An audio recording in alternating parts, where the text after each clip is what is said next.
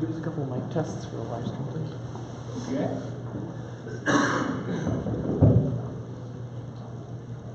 Can you say some words? Some words? Cool.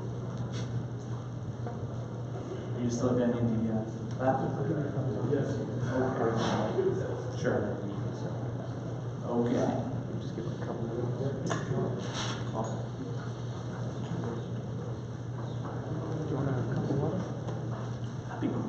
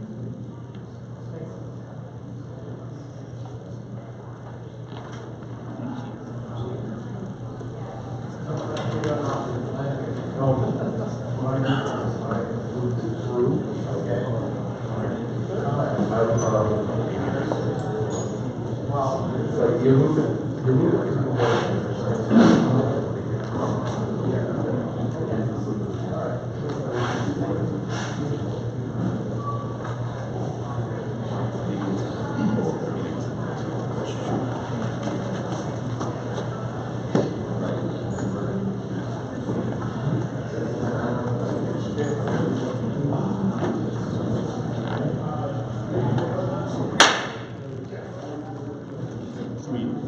We good? All right. Hey, everybody, welcome. How's everyone doing this morning? Feeling good? Yeah. Man, there's a lot of you guys in here for such an early morning talk. I am pleasantly surprised that y'all came in here to enjoy my rambling nonsense. Please, thank you. My name is John Dunlap. This is a talk called The Exploit Factory. It's kind of about how you can DIY yourself a little compute cluster to do some fuzzing, to find some vulnerabilities, so you might make some exploits. This is more for if you have a hobby of fuzzing, or maybe you're running a small business and you're looking to spend a few $100s a month on having a very powerful fuzzing rig. And as a secondary concern, thinking about what kinds of optimizations that we could learn from the scientific computing world and apply to the fuzzing rig that we're going to build in order to get some kind of gain, right? Instead of just having the off-the-shelf images or whatnot, try and do something to our fuzzing setup to make it run faster. Maybe at the cost of a little extra engineering time. You know, say we're an at-home security researcher like myself, and we want to use some of our acumen to get more return on our dollar. That's what we're going to talk about here today. This is me, I'm John Dunlap. I hack like this. I find CVEs. I like to do binary exploits. I like to do fuzzing. I like to do reverse engineering. And I also do a lot of biohacking. I did a talk at DEF CON earlier this year about encrypting data in living organisms, like editing E. coli bacteria and putting ciphers in them, which is pretty cool stuff. Here's my formal About Me card if you're interested, with all of my personal details if you want to get to know me. If you want to check out my previous talks, here's some links to that. It's all on my GitHub if you want to check them out. But you know, DNA encryption, machine learning, FPGAs, and the history of hacking, even deep dives into that, 3D printing security, and jump-oriented programming gadgets for exploit development. So I do a lot of research, researcher, pen tester, reverse engineering. And by the way, while we're on the topic of talks, did anyone go to DEF CON this year? Anyone else covered in sand for a couple days? It was great. I think I can still taste that sand. Took a while to get it out of my teeth. So, who is this talk intended for? As people who like to do fuzzing, to do it faster, I think over the last couple of years, everyone's discovered that AFL is this magic beast that finds bugs, but sometimes it's slow. Some platforms it's extra slow. For some kinds of software, it's completely non-violent. This is for people interested in wanting to get more out of their fuzzing sessions for the money they're putting into it. I'm one of those guys who has to take everything way too far, and as soon as I started doing fuzzing stuff, I thought, how can I make a wealth cluster? How can I put way too much compute power at this? How can I over-engineer the daylights out of it? And that's kind of what I did. It's interesting to experiment with and explore where you can get a little more bang for your buck. Now, here are my motivations for this talk. I was limited in my fuzzing setup. I wanted a semi-automated system. I wanted to be able to throw jobs like a job queue at AFL, because if you've ever used fuzzers, there's a setup process that's kind of time intensive. You have to find a way to throw stuff at it. And I wanted something that could be replicated, basically, without a lot of overhead. I ran into a lot of problems doing 3D printing research. There's this whole ecosystem in the 3D printer world of slicers, which, if you've never used a 3D printer, what a slicer is kind of like a compiler that turns a 3D model into a set of instructions that the machine can understand. It's kind of like the same stuff that CNC machines use. It's called G-code. And I found that there was a lot of vulnerabilities in the software, but the software ran so slow that it was a little immune to fuzzing, and it wasn't so helpful at automation stage. So, in this talk, we're going to explore techniques for porting high-performance scientific computing optimizations for small business or individual fuzzing rig. We're going to evaluate each of the standard techniques that people would learn, like scientific computing, accelerated class, and see if they offer any benefit for our purposes whatsoever, and see if we can get more crashes per hour of compute time, and see if we can't get better crashes, and see if we can't have some better optimization which limits the pain of setting this up. Now we're going to define some trade-offs. Everything in engineering is a trade-off, right? We can't have everything. And the way that a lot of people or companies would approach a situation is just throw power at it, right? Why prematurely optimize when you can just throw a couple more CPU nodes at it? And for me, I'm not made out of money. I'm willing to spend an inordinate amount of money on this for some reason, but because I'm fascinated with cluster computing and optimizations and optimizing compilers and stuff. But what we're going to try and do is not spend all the money. And what we're going to try and do is take the money we have and trade engineering time to get a profit. Right. Here's some previous fuzzers, actually, just for time's sake and complexity's sake. I'm not going to get too deep into these. Hopefully there'll be a version of this talk someday where I benchmark my system against others, but I didn't.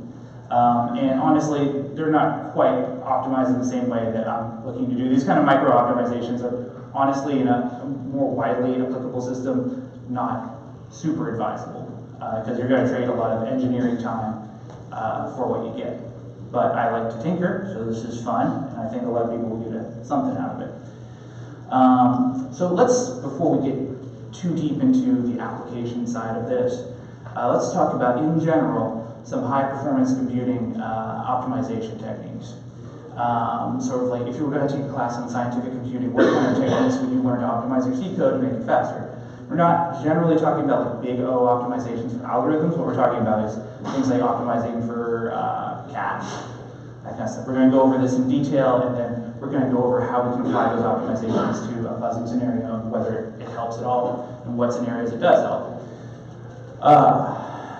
Just keep in mind, this comes from an optimization script kiddie. I never worked for Sandia or anyone like that. I just took a couple of the Intel classes, bought the Intel optimizing compiler, and learned everything I could about how to apply this stuff. You know, so please enjoy my lead techniques. You will. Also, just as a warning, you might hear a lot about these guys. I'm not trying to advertise for them, it's just kind of what's out there. If you're looking to write super fast stuff, it's just going to come. So let's do a quick overview of the categories we're going to talk about in terms of optimization we're going to do on our system. So we might look into applying SIMD optimizations, which is same instruction, multiple data, sort of parallelization of a sort. We might be doing threading, OpenMP. We might be doing optimizations for cache, various kinds of multi-processing, GPU acceleration, perhaps explore some FPGA acceleration and optimizing compilers. But what we're not generally talking about are improvements to the algorithms themselves. And the reason that is that, number one, finding fuzzer that generates better test cases isn't the point of this talk. What we're trying to say, given the test cases we have, how can we generate them faster, or how can we get through the program execution state faster? So that doesn't necessarily give us control over the algorithm we're using and improving on that level. I think everyone's right to point out that improving the algorithmic complexity is the best way to do this before micro-optimizing things. Let's move on to the individual optimizations. So I think a lot of people who do C programming have heard of SIMD optimization, so I beg your pardon, I'm going to describe it. A little more detail is probably necessary for people who are not familiar with doing this kind of thing. But we're talking about same instruction, multiple data, or Intel, AMD style assembly instructions that allow us to do essentially addition, multiplication on vectors instead of scalars. Your compiler already does optimization like this, but it's imperfect. Compilers have to be conservative in their behavior. They can't optimize when it's potentially unsafe. They can only optimize when it's provably safe. And that means they leave out a lot of opportunities for what we can do. And if we want to trade our engineering time for computer time, like if we think we can make a good engineering decision to optimize further, we might save a good bit of money where it applies. If this helps you sort of visualize what SIMD is in terms of registers. You know, you might have, we're used to like 16 32-bit registers, we might have up to 5 12-bit registers.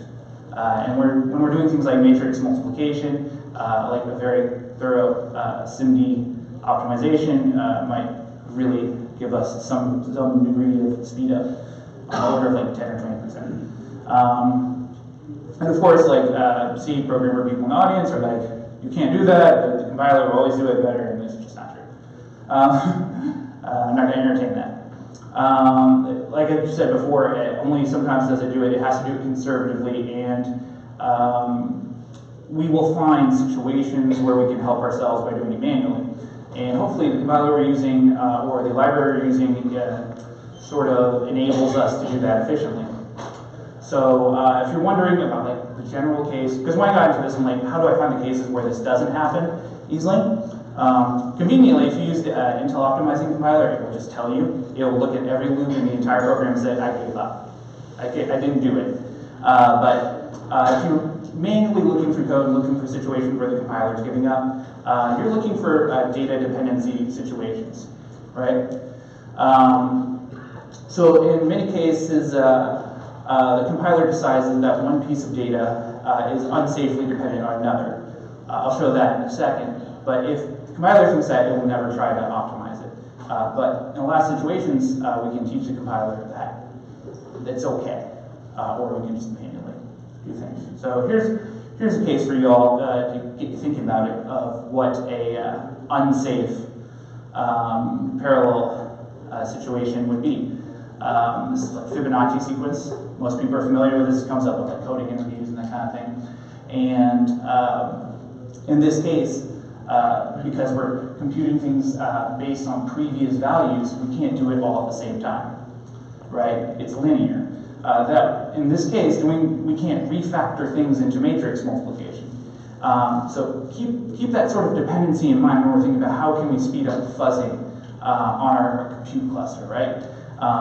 Is our operation linear, or can it be put together as sort of refactored into the format of matrix multiplication? Threading. we're going to use some context switching, switch with other pieces of process, but it's not deterministic. We can't count on any particular timing of the threads. We can use a library like OpenMP to add some safe and smart threading, but we still have to worry about data races. Smart multi-parallel programming I can't get too deeply into that, but you can use OMP and pragmas like this to define mutexes and whatnot, and we're going to sort of think about whether that will help our fuzzer situation, or whether it's even worth worrying about. We also might think about cache optimization, which is almost always totally manual, but arranging data accesses so they always avoid making a cache hit. And again, does that work with fuzzing? Can we do an entire fuzz job and keep it in the cache? Most people think this is black magic. It's pretty approachable if you go and read the compiler docs. So there are also special caching architectures you can get if you have a Xeon Phi. They have MCD RAM, stuff like that, shared memory architectures that make it easier to have a much larger cache that more seldomly invokes the penalty. Here's the docs for that, or the description of what it is. If you use Intel optimizing compiler, there's even options to do it automatically, but again, you have to double check that the compiler is actually doing it. Again, we'll explore these in detail, whether it's useful for our purposes in a second. Or you might have a multi-host setup like the cluster we're hoping to do. But then we have to find a way to spread out our algorithm, right? We have to think about like MapReduce and that kind of algorithm. Like, can we split up the action of fuzzing? Are we going to split up the generation of fuzzing test cases among multiple CPU nodes? Or are we going to split up the execution? Or are we going to even do something even more wild and split up the individual parts of the process? We can sort of, with MPI, we can actually go through and say, only do this loop on certain hosts. That can be really useful. Here's an example of like what the OpenMPI pragmas look like. This is kind of a deep topic, so we're going over it fast, but I think you guys get the idea. And then one idea I'm just going to put in your mind, we're not going to explore it too deeply at all, is the idea of doing GPU acceleration. And this is like kind of the future, and NVIDIA has some really cool technology for automating these kind of optimizations, or automatically turning Z code into a format that can be executed on the GPU. But for fuzzing, it's just not there. I've never seen a GPU accelerated fuzzer, so we're going to leave that. So let's talk about our tech stack for this, what this is made out of. So here's a high-level map of our architecture. So we have a job queue. We got fuzz job pre-processing. We're going to set up processing prior to things being run by the fuzzer. We're going to run our fuzzers. We're going to do some crash triage, and we're going to do sort over our output. And a big part of this that most people wouldn't be familiar with, if you haven't done any like cluster computing, is like that style of job queue. Sort of a script that can kick off the jobs and also measure their efficiency and say, it took this many seconds to run this algorithm. You get the idea. I went for a sort of traditional style queuing option called Torque, which is available in Ubuntu. It's pretty easy to install and gives you the same sort of API for kicking off jobs and queues and whatnot, like QStat and whatever, that you would see in most college clusters. So I sort of imitated that, or imitated cluster setup Intel uses. So a lot of fuzzers will require some additional work before fuzzing can start. Traditional fuzzers may require a rule set for fuzzing outputs, some directions for where to fuzz. Our active guided fuzzers like AFL may require cross-compilation, binary implementation. So we upfront have to write some scripts for this thing to kick off before it can run a job. And that's going to be part of the cost of running a job. So we're just going to assume we're running AFL for guided fuzzing. and BFF for traditional fuzzing. And for crash auditing tools in our experiments, we're going to use CrashWalk and AFL Crash Analyzer. So I think I only have numbers for you later for one of those, so keep that in mind. And just to think about how we're going to string all this together, we want to think about how do we isolate triaging from fuzzing, or how do we want to keep the triage step synchronous from the fuzzing. Again, there's actually a lot of options for how you split up things across nodes and what is actually useful. And for our output, we want the largest number of good crash test cases possible, and we also want some data on which crash test cases are most interesting to us. So now we're going to consider the viability of each of these optimizations and how it potentially could work on our system, and see if that, as we go on, if any of these are viable speed ups for our scenario.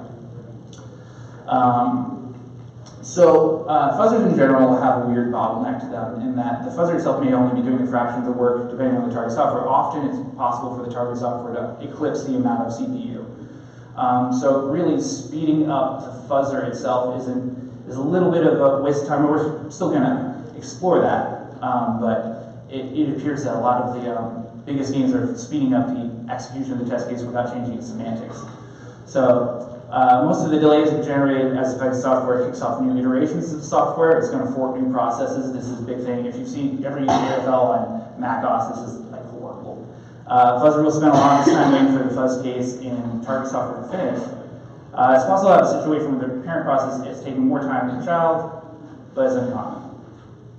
So first set of experiments is like, would running these SIMD operations, optimizations, AVX512 on the fuzzer itself give us any gain? And really, in a lot of cases, the answer is no. Again, so little of the time is spent in the fuzzer itself as opposed to the host software running the test case that it's not a huge difference. I think we'll look at numbers in a second. There isn't a way to refactor this into matrix multiplication in most cases. Intel advertises a maximum difference of 6 times performance in transition from AVX 256 to 512 for optimal workloads. The most I observed was about 2% speed up, switching things to AVX 512, so kind of not worth it. Then there's the reasonable consideration that maybe if we thread our fuzzing processes, we'll get some gain out of this. The problem is that most fuzzer authors have already done this and thoroughly integrated OpenMP, so we're kind of not so many opportunities to speed it up there, fortunately. It's kind of smart people doing smart things already. It's very unlikely we'll find much for the fuzzer to do while it's waiting for its child jobs to finish anyway. And then there's a lot of people trying to get a good OpenMPI fuzzer going. I've seen experiments and papers, but nothing to finish. I think this is the preferred approach. Each fuzzer runs its own children and multiple compute nodes, and everybody meets up in the end. One question I don't see explored quite enough is there another variation on this approach that more efficiently uses our resources? Is it possible that we could use OpenMPI pragmas to spend all of our time in the hard parts of the software to run? Is there a way to do that safely and still get the same crashes? I think that's a deeper area of research that people should explore. We're not going to bother with cache optimization for the fuzzer itself. Again, it's probably not going to work out. What about the target software? Is it possible that we might be able to safely recompile the target software with optimization so we spend less time in it when we're running our fuzz test casing? Most cases it's yes. Use an optimized compiler. You can sped up 20, 30 times. It's great stuff. So it's possibly worth it. But you also have to consider for yourself how much time, engineering time, you want to trade to get the speed up. And whether the target program is how do you say, amenable to it. In my 3D printing test cases, it really was because it had a lot of linear algebra. But in something a little more linear, it might not. So in my own tests, I'm going to give you charts in a second, I observed about 10% speed up in generations of fuzz cases for appropriate workloads as compared to control. So, what about OpenMP on the target software? This gets really complicated if you want to try and find a way to add threading that wasn't already there, and then you run into the case that it's really hard to add that without side effects and causing data races that weren't there in the original software. But there could be a possibly massive speed up if you design it correctly. Then again, if it's running on the same system as the fuzz test case generator, you're probably running out of threads anyway, so that's that. Skip over that.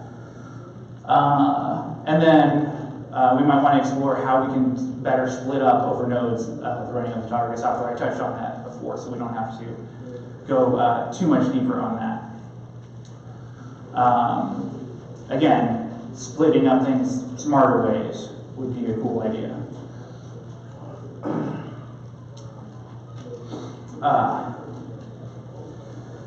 We tried some more creative things that didn't work out. And what about triage software? So triage software presents an especially daunting task because triage software has all the problems of running the fuzz test case, but worse, because the way a lot of it works is crash triage will need to invoke a debugger for each job it's running. Then the debugger must invoke the target program and run until it crashes.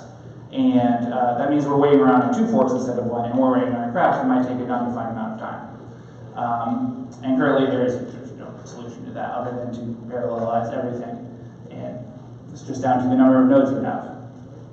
So there's nothing to gain from SIMD, not even from OpenMP or MPI, other than the obvious thing of parallelizing it in the most obvious way you could think of.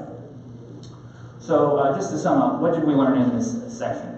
The great majority of work is in the child process. Optimizations to the fuzzer itself don't make as much difference to the overall performance as optimizations to the child processes, but optimizations have to keep the semantics of the original program. There might be opportunities to further up the ante if we set up exotic threading or MPI paradigms, but we're trading a lot of work for the results we get. So why don't we set up a fuzzer race? Learning what we've learned, how much gain can we get for our crazy fuzzing rig, for the willing amount of hobbyist engineer time willing to spend. So here's our very informal, possibly little unscientific experimental design. We're going to set up several of our imaginative fuzzing cluster designs and run them head-on with each other, and we may learn some things from the performance. Here's my BPS setup. I did this on DigitalOcean with their high-performance compute nodes. They're running Torque for control queuing, and using the stacks described before, Torque, AFL for crash walk, Torque, AFL crash analyzer, Torque, BFF, and crash walk. Again, I don't have BFF numbers here for you guys, so I apologize in advance. And here's my cluster, and it lives. And for our target software, I wish I'd written this talk after Charlie Bitts did their talk on benchmarking fuzzers. Otherwise, I would have integrated some of the test suites they have there. But I use Objum and an old version of libmagic that I knew to have a lot of crashes. That's one of the typical go-to ones for AFL. So my parameters are this. Each fuzzer gets to run for 10 minutes, controlled by the queuing system. I run it once in the control node, run with the trivial parallelizations, and then with more, and then with more. And here are raw results, and they kind of conform to our intuitions from before. The easiest way to get extra speed out of these things is to add extra by hand SIMD optimizations. For adding nodes obviously adds a lot of speed, but a lot of cost, so it's not best return on investment. And OMP is kind of dicey. Someday I will get a more scientific graph on this thing. But I really hate using GNU Octave, so maybe I should just hurry up and get a mathematical license. All right, so that covers what I did. I think you guys might have questions here before I move up to some of my conclusions. So I'm going to open the floor. You guys have questions? Oh, it's quiet. What's happening? We've been going so fast. Okay, sure, nobody? All right. Distributing this across multiple nodes worked very well. We already knew that. Adding some manual optimizations helps a little bit, but not enough for it to be worth it outside of a hobbyist perspective in most cases. And it's very labor intensive. If you're curious about setting up a similar situation to what I did, I did this for about $300 a month worth of fuzzing and made kind of a good profit on it on bugs. But if they were smart about how they set it up, maybe you could do even better than I did. So you know, it's got a doable break even.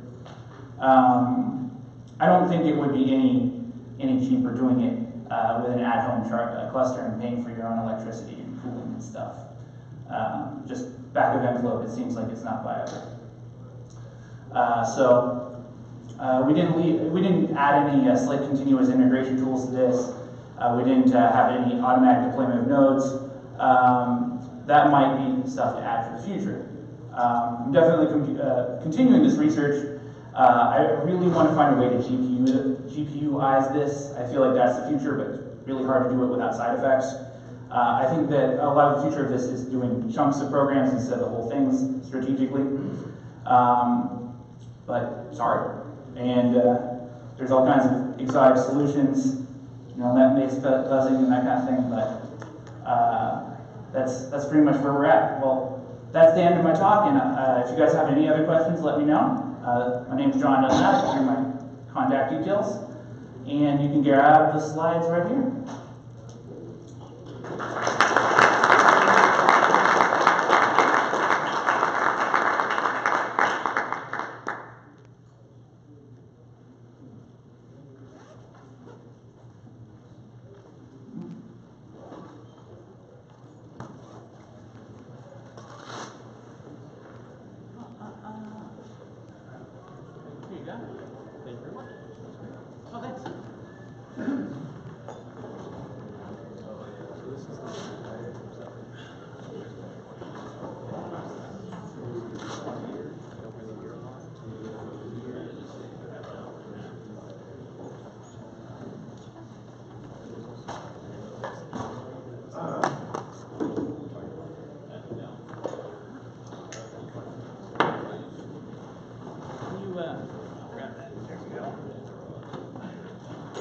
Do you have a question? Yeah.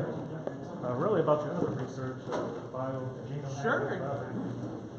Trying to see, is that something you're getting up to? I was trying to get into The presentation's up there, yeah. Presentation Black Hat. Yeah. Oh, what you say, Black Hat? Definitely. Yeah, I don't know if Black Hat does bio. They should. Right, yeah. Yeah, it's there. I haven't published the tool yet. It's coming up now. I'm adding some. So the big, I can't describe all of it in one go, but the big limiting factor for that stuff is cost, right? And so my tool has various like encoders for like how you can squeeze as much data into a genome as possible. Yeah. So Yeah, I used to study some bioinformatics years ago before I got into cybersecurity. So looking to get back into it now that I think costs are a little better, especially from and you.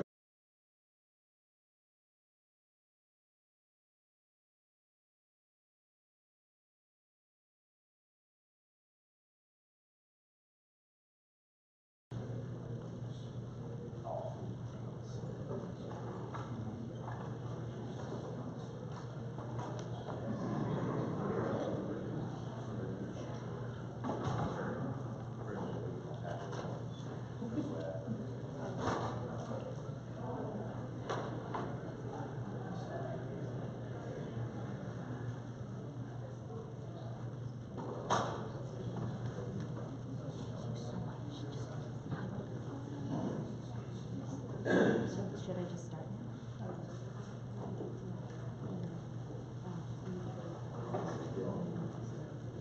So I click.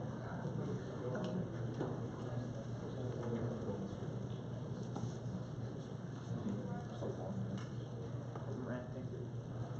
Yes, on my class.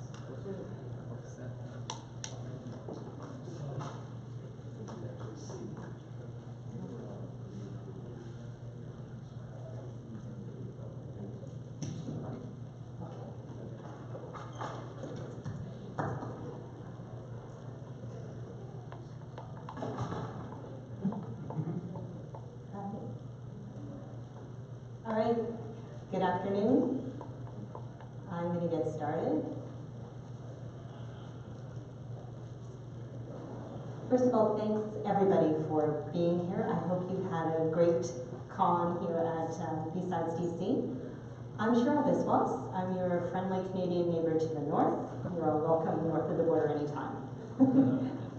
All right, I'm also very proud to be a founder of the Diana Initiative, and we champion women in diversity in tech, and we just had our second event in Las Vegas this summer.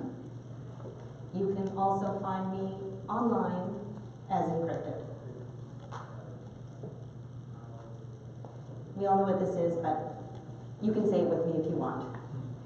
Views and opinions expressed herein are those of the presenter only and do not represent those of any employer, past or present, and now my employer is much happier. Okay, let me show you our agenda for today as we explore what is an evolution of evil, because there are many stories to be told. We'll question our choices around IoT. We'll take a look at who's out there. We'll talk about minors and money. And then we're going to play a little game of what if. Now, botnets aren't something that's new. They've been around for a while, but they have been steadily evolving. They're well past the point of being an annoyance or an inconvenience. They've moved into the enterprise realm. I mean, they have the capability there to do a lot more damage. I work in threat intel, so my job is to track the trends and to identify things that could potentially cause business risk or harm the bottom line. So for me, there was no question out of the gate in January this year when I noticed massive botnets and crypto miners. I thought that that was attention worthy. The thing is with business, it's not a problem until it's a problem. And so things suddenly changed around June with VPN filter, and I found myself staying up all night working on a very important report on this new trend of botnets. We can all agree it is not a new trend. However, it's now the end of October.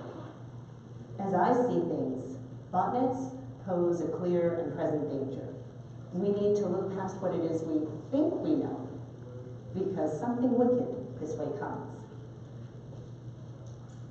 So let's get started. Typically, when we talk about botnets, we think of distributed denial of service, DDoS campaigns. So it's an inconvenience, and we'll get over it, right? Well, let's talk more about that inconvenience around DDoS. How many people here use GitHub?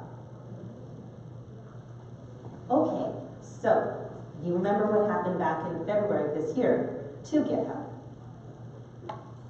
The biggest DDoS attack recorded happened to GitHub, 1.35 terabytes. That was actually twice the size of Mirai. Now looking at that, Mem crashed wasn't actually a botnet. However, it was a bunch of misconfigured servers that could be made into a botnet.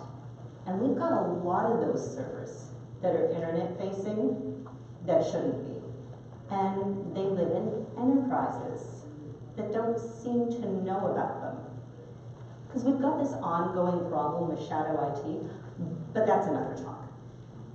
So, how do I know? Well, I had to go looking for them. I have two words for you, okay? Asset management.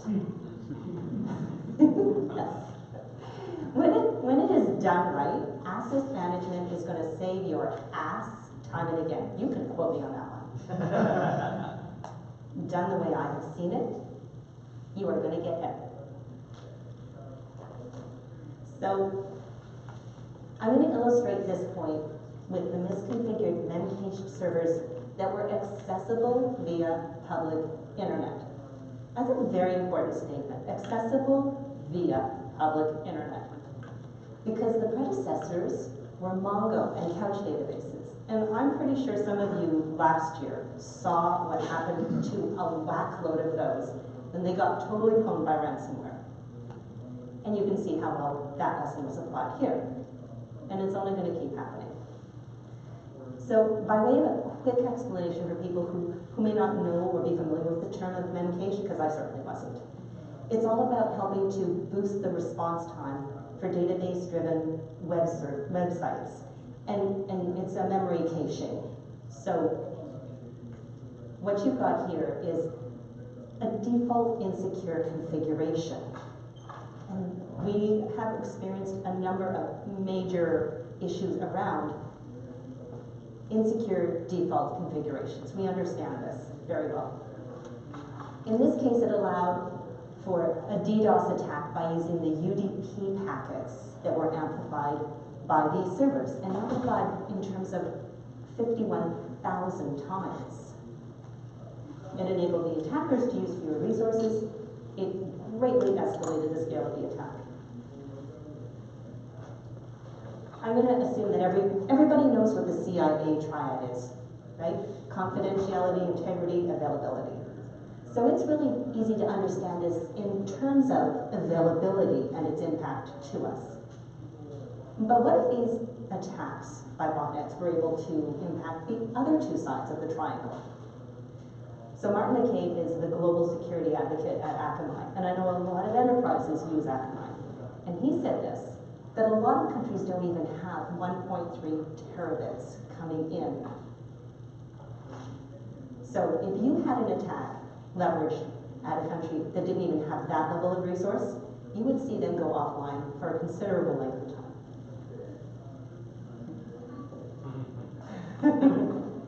Yeah, you knew this was coming.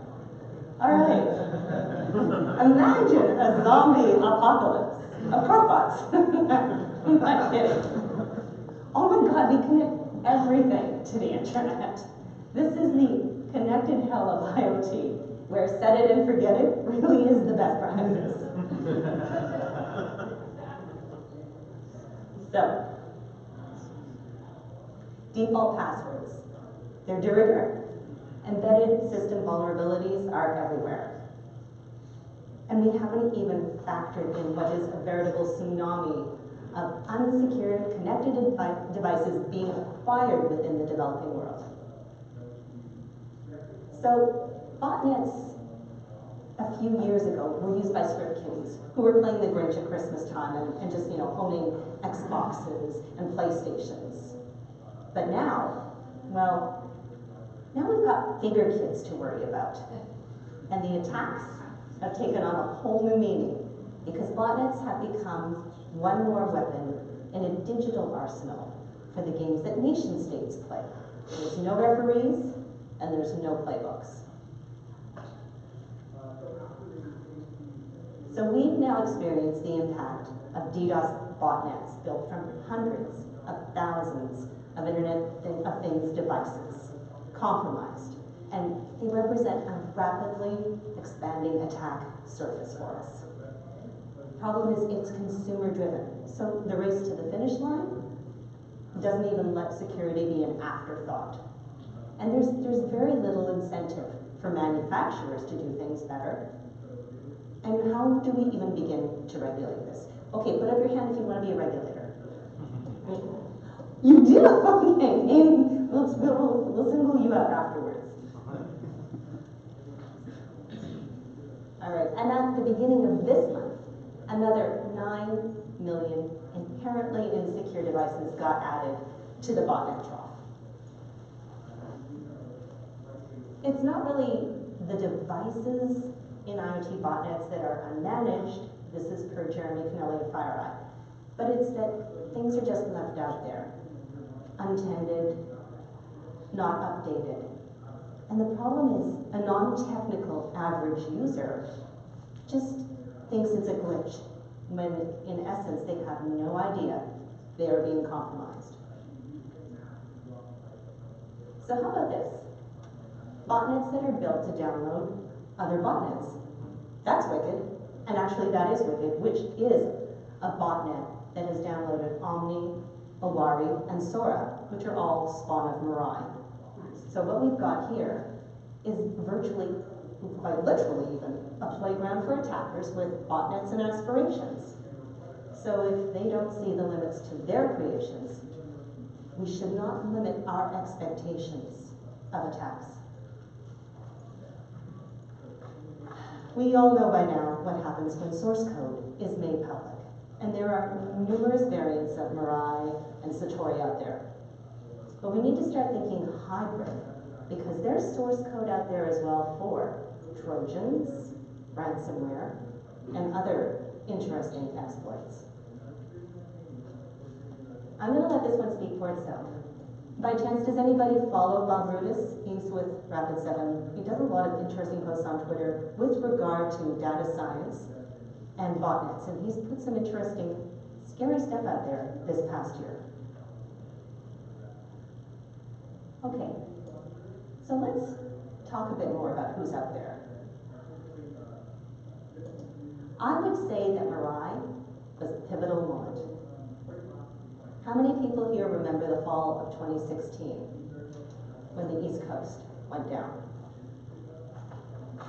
There was no Twitter, there was no Facebook, there was pretty much no internet, and Dime got DDoSed. I want you to take a very good look at this map, because this is what I believe it looks like when botnets as a weapon happen. But this is actually just stage 3 of that Mirai attack back in 2016. And the cost to businesses in downtime was significant.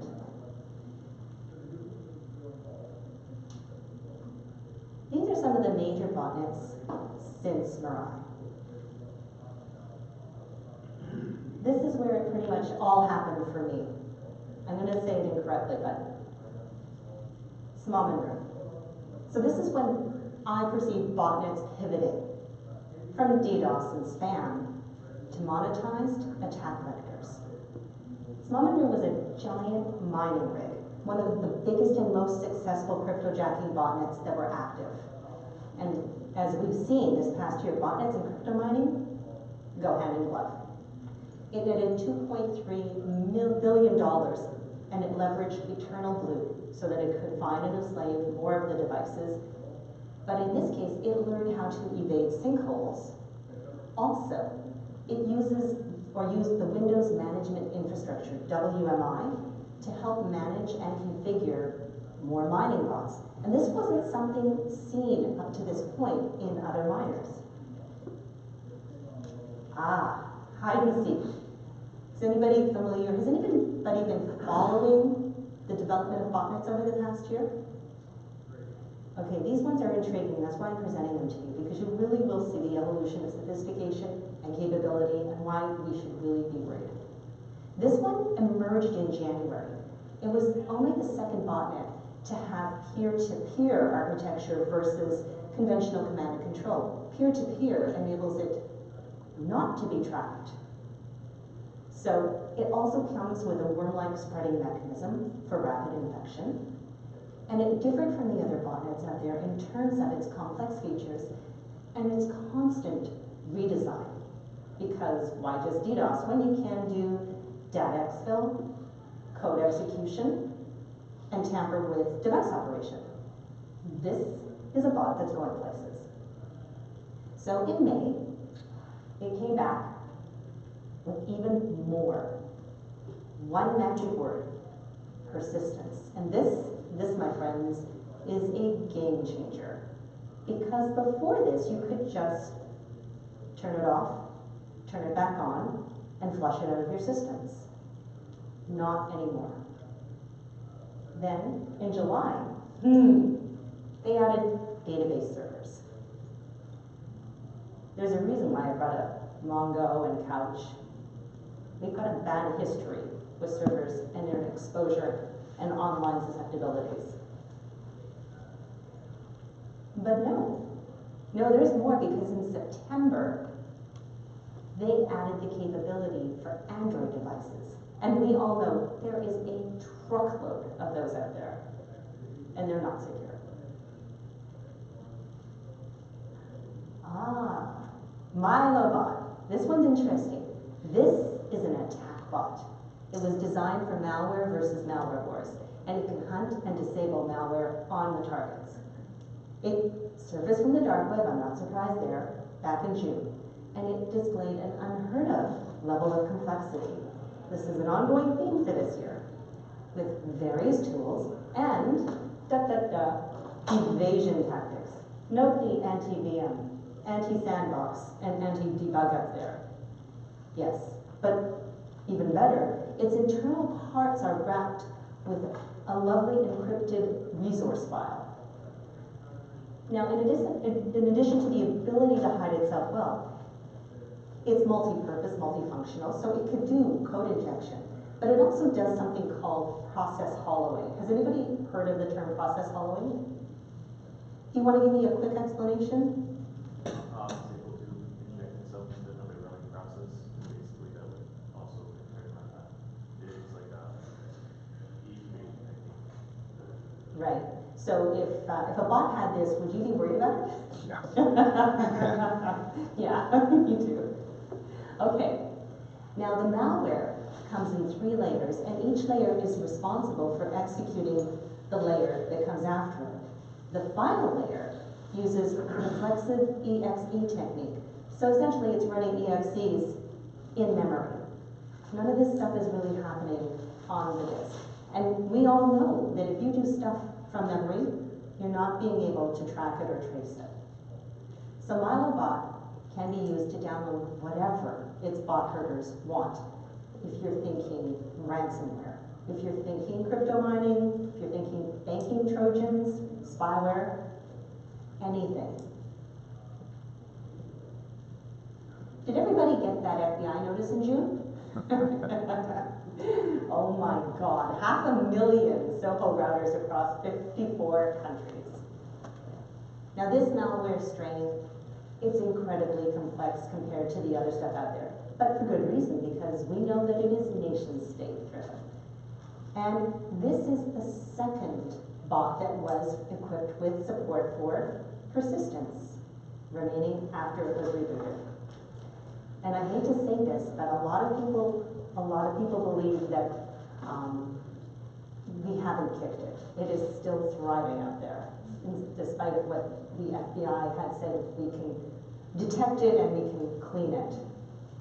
A lot of people believe those infections are still valid. So what this one does is it scans for SCADA components, and it has a function that will wipe the firmware and incapacitate affected devices. Sounds a little bit like Stuxnet for good reason. Cisco Talos did a series of fantastic blogs with their research on this, and they identified code overlap with Black Energy. And if you're not familiar with Black Energy, that's the code that was used behind the attacks on the power grids in the Ukraine in 2015 and 2016. So in September, Talos stated that this malware was still being developed and enhanced. So it's new and improved with 7 third-stage modules. It's got port forwarding. It's got a SOC 5 proxy, and it's got a reverse TCP VPN on the infected devices. From Russia, with love. And I'll wrap this section up with Tori. This is the latest evolution in weaponized botnet experiments, yes. This one offers wide coverage for multiple CPUs. Now, while that happens to be common for Mirai variants, what's interesting here is this is the largest amount of variants seen to date. It is a massive number.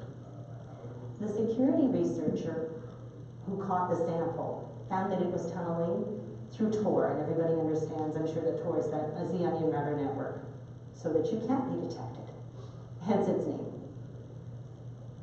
This botnet goes after systems with telnet exposed, oh yeah, and weak credentials.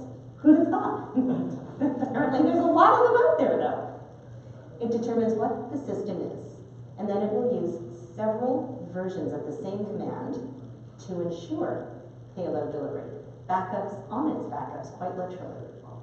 And this botnet is lucky number 3 to achieve persistence after reboot. So we've got 3 of them out there. Yes, it runs 6 methods concurrently to ensure that it gets loaded and stays running. You actually can kick it off, but you have to restore back to default settings. I don't believe that, I don't know if that works for VPN filter, but it does in the case of Tor. So my point here is, nobody knows what the heck this bot was designed for. Typically, they're engineered either for crypto mining or for DDoS capabilities. The researchers have said they can't find any indication of either of these. We need to expect the unexpected. Okay, so who here works in FI? Account takeover, or ATO, has been a massive issue for our section this past year, just because of the numbers. Attackers use botnets and in mass efforts so that they can get malicious logins. Per Akamai, it went from 3.2 billion from January to April to 8.3 billion from April through May. This is called credential stuffing. So botnets go across the internet to steal login information en masse. And the fact is, every business, not just FI, is at risk. It's a huge cost to financial organizations, and it has become an increasing battle to fight. There's days when the bank sites are just absolutely hammered, and we look at our logs and the spikes are massive, showing the attempts to get in. Botnets. It looks like a DDoS attack, but it's much, much worse. So here's the hitch. Mitigation impacts user experience. We are all answerable to our customers. So if our customers complain that they cannot access their accounts, or that things are slow, mitigation is going to be compromised. What we've learned through our exercises is that botnets are now going undetected when they make their attack methods by going low and slow. We can't hear them. They're much stealthier. And then they get to infect multiple FIs or multiple enterprises and stay in the game.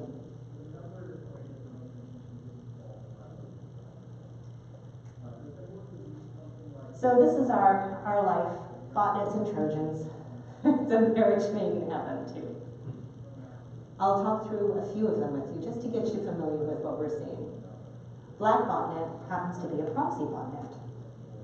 Why is this important? Again, it's so that you can go undetected. You've got a relay or a chain of proxies. We know sock puppets and proxies from other things in terms of security. Same with botnets. You can't follow them, you can't track them. This one is delivering the Ramnet banking Trojan. It's been taken down by law enforcement at least twice, so this is its latest, greatest enhancement. In March, we had the GOSI banking Trojan being delivered via the Dark Cloud botnet. And Dark Cloud works very well at delivering several families of malware. So this botnet's appeal comes through how it's using an army of hijacked computers and changing the DNS frequently, as much as 287 different DNS addresses just across a 24-hour period. Again, it's very hard to track this. You may have heard of the Necker spam botnet. That's a big problem for every enterprise, but it took a major pivot in August of this year, specifically going after banking employees through a bunch of spam emails and delivering flawed email. And I'll end, last but not least, with Emotet. Emotet is a huge issue for FI. So its growth over 2018 has been to comprise about 59% of all identified malware. And it's become a multi-purpose threat, so that it too is a delivery service vehicle for other malware. It's gone on to spawn QuackBot, which targets FI as well as brokerage houses. And QuackBot utilizes PowerShell and mini-cats, because we all know the value and meaning of living off the land.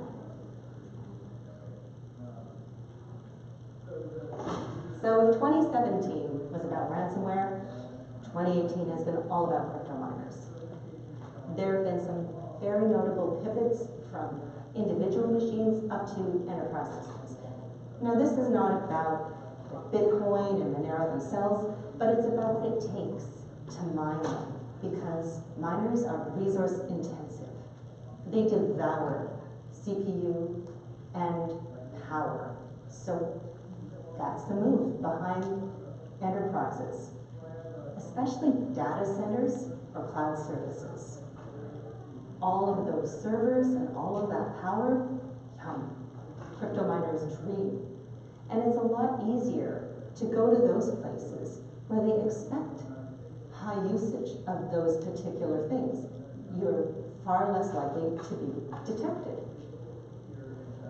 In the event that it gets detected, crypto miners will be flagged typically as a PUA or potentially unwanted application. And I hate to say it, but very often not much gets done in those cases because they're lower ranking, they're not identified. People go after what they know, and they persist. My concern is the use of exploits like Eternal Blue that are now getting combined with ready and available exploits on vulnerable enterprise systems. Case in point would be the Oracle WebLogic server. Does anybody here use Oracle in your environment? Okay, so there was a critical vulnerability identified earlier this summer. In 2 days, a proof of concept had been distributed across Pastebin and GitHub, and it was being actively exploited. So, not only do we have to watch for things like that, we also need to watch for an open source exploit tool known as JexBoss. And this is going after vulnerable JBoss servers. This is enterprise environment. And the reason I bring this up is we saw a very, very similar kind of attack against this particular group of servers in 2016 with the ransomware attacks.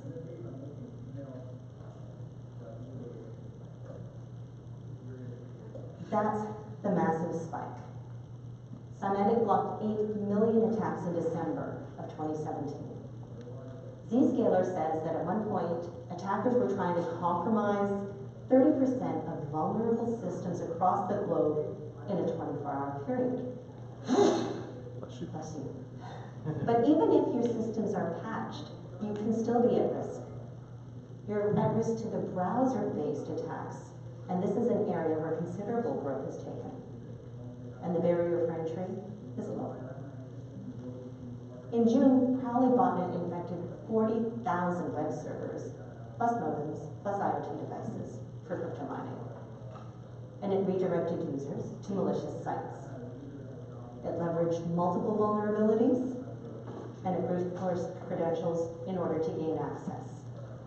Victims were infected with a Monero miner and then the R2R2 worm in order to allow this to propagate and expand the botnet. In addition to this, it went after CMS platforms that were running websites and installed a backdoor.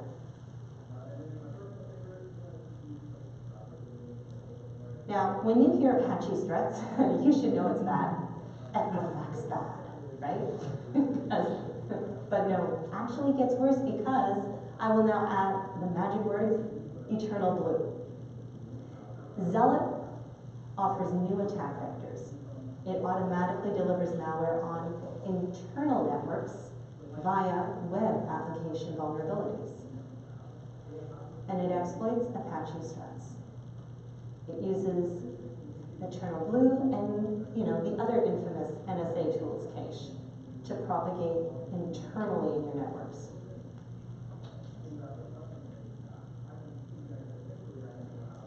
And then, at the heart of it all, are easily compromised routers.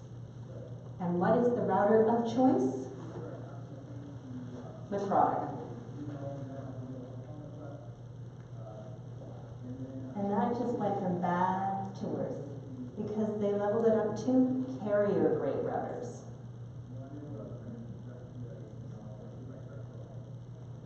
We're 5 months in, and the attackers are still finding more ways to pwn even more routers. We did have somebody out there attempting to go and patch these routers, a sort of reverse vigilante.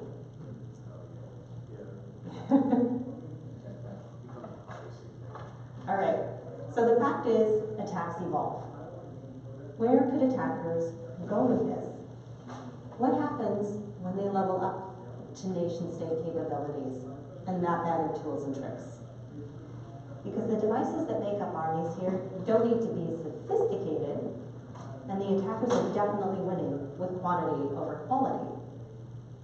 And just how much damage do we think that weaponized botnets could do to our environments? Just given this talk, we could estimate their capacity to create an extensive outage or deliver malicious payloads. But what is it that we're not taking into consideration that attackers could potentially leverage next? As we know, most botnets have tasks to fulfill. That means they need to call home, and usually that will reveal the command and control servers, which has allowed us to track them down. I present to you the next pivot. What if they don't have to call home? And what if they just have one job? Go forth and propagate. So what we're talking about here is a wormable botnet, self-propagating, and leveraging some of the best available exploits out there like Eternal Blue and Friends. No human required. Up until now, we've seen botnets as something that's been monetized for crypto mining and just to have a very modicum level of control in terms of a DDoS attack. But then there was Mirai, and Mirai was used as retribution in targeted attacks, first against Brian Krebs, but then leveled against a major ISP in France. When DDoS became a weapon, it was no longer just an outage. So I want to talk a little bit more about what it means in terms of wormable and self-propagating by looking at some worms that have left their mark in history. Michelangelo, damaging. It overwrote the hard drive and the master boot record. Stormworm was massive, and the infected machines just continued growing and snowballing. Morris worm, while it started off as a hoax, this was rapid and far-reaching. Think of how that could affect us today, because the instigator wasn't even able to get it under control as much as they wanted to. Talk about cost. Code Red, both 1 and 2. These were the most expensive in terms of the damage that they caused. We're looking at $200 million a day. For long-lasting, you can't beat Configure. This resides in the land of SCADA and ICS, and it is the bane of their existence because it goes on to perpetuate older, unpatched systems. And it's averaging, believe it or not, 2 million new infections yearly. And last but not least, for sophistication and nation-state capability, there's Stuxnet. This is a very recent one going after Android. It has the potential makings of a perfect storm because there's also a Metasploit module for exploiting and rooting Android devices via port 5555 in an automated and a scripted manner. So this is a misconfiguration issue that actually poses a clear and present danger for any Android device owners. Which leads me to ask, from an attacker's perspective, which botnets would you pick and why? I definitely go with hide and seek, not just because of the persistence, but because it's been constantly upgraded and customized with its tool set. Absolutely, Milobot. It's an attack bot. It's built for evasion. It's got layers. It avoids detection. We've got VPN filter. Nation-state capabilities built right in. Zealot is malevolence, pure and simple. And look what it leverages. Living off the land means you don't get detected. And finally, Torah. Because now we're going into the realm of utilizing Tor, but also all of those platforms. You know, uncharted territory. So what do you get when you combine unpatched vulnerabilities, existing nation-state exploits, millions of enslavable, inherently insecure devices, and self-propagating malware? What if you could add to that time delay? Being able to evade notice and make less noise. And then leverage multiple attack methods based on operating system. Oh, and establishing persistence. And the cherry on top, it's all automated. Let's have some fun with this now. Okay. I'm really not as technical as most of the people here. So this should serve as fair warning since we talked about lowering the bar for entry with botnets.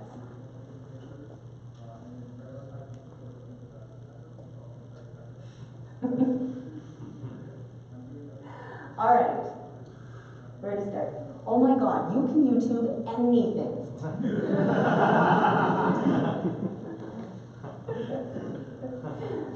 I found this, the botnet Bible, but I didn't feel like parting with $25. I love you all, but not that much. So I made a to-do list. Botnet Herder's standard business plan appears to be using exploit kits and then getting somebody to click on a link to drop that payload. All right, so what we know is design. We need to use peer-to-peer because we don't want to get detected easily, and we know that they can track us through conventional command and control. Well, we definitely need a good hosting service, a bulletproof one, preferably in Russia. We have to build something called a stub. That is our infecting file. Then we need to buy a cryptor for that stuff. It's better to buy it because there are people who that is their whole purpose is to be excellent at encryption. We don't have to be good at all the things, right? We know that. You can buy that and that'll help us evade detection.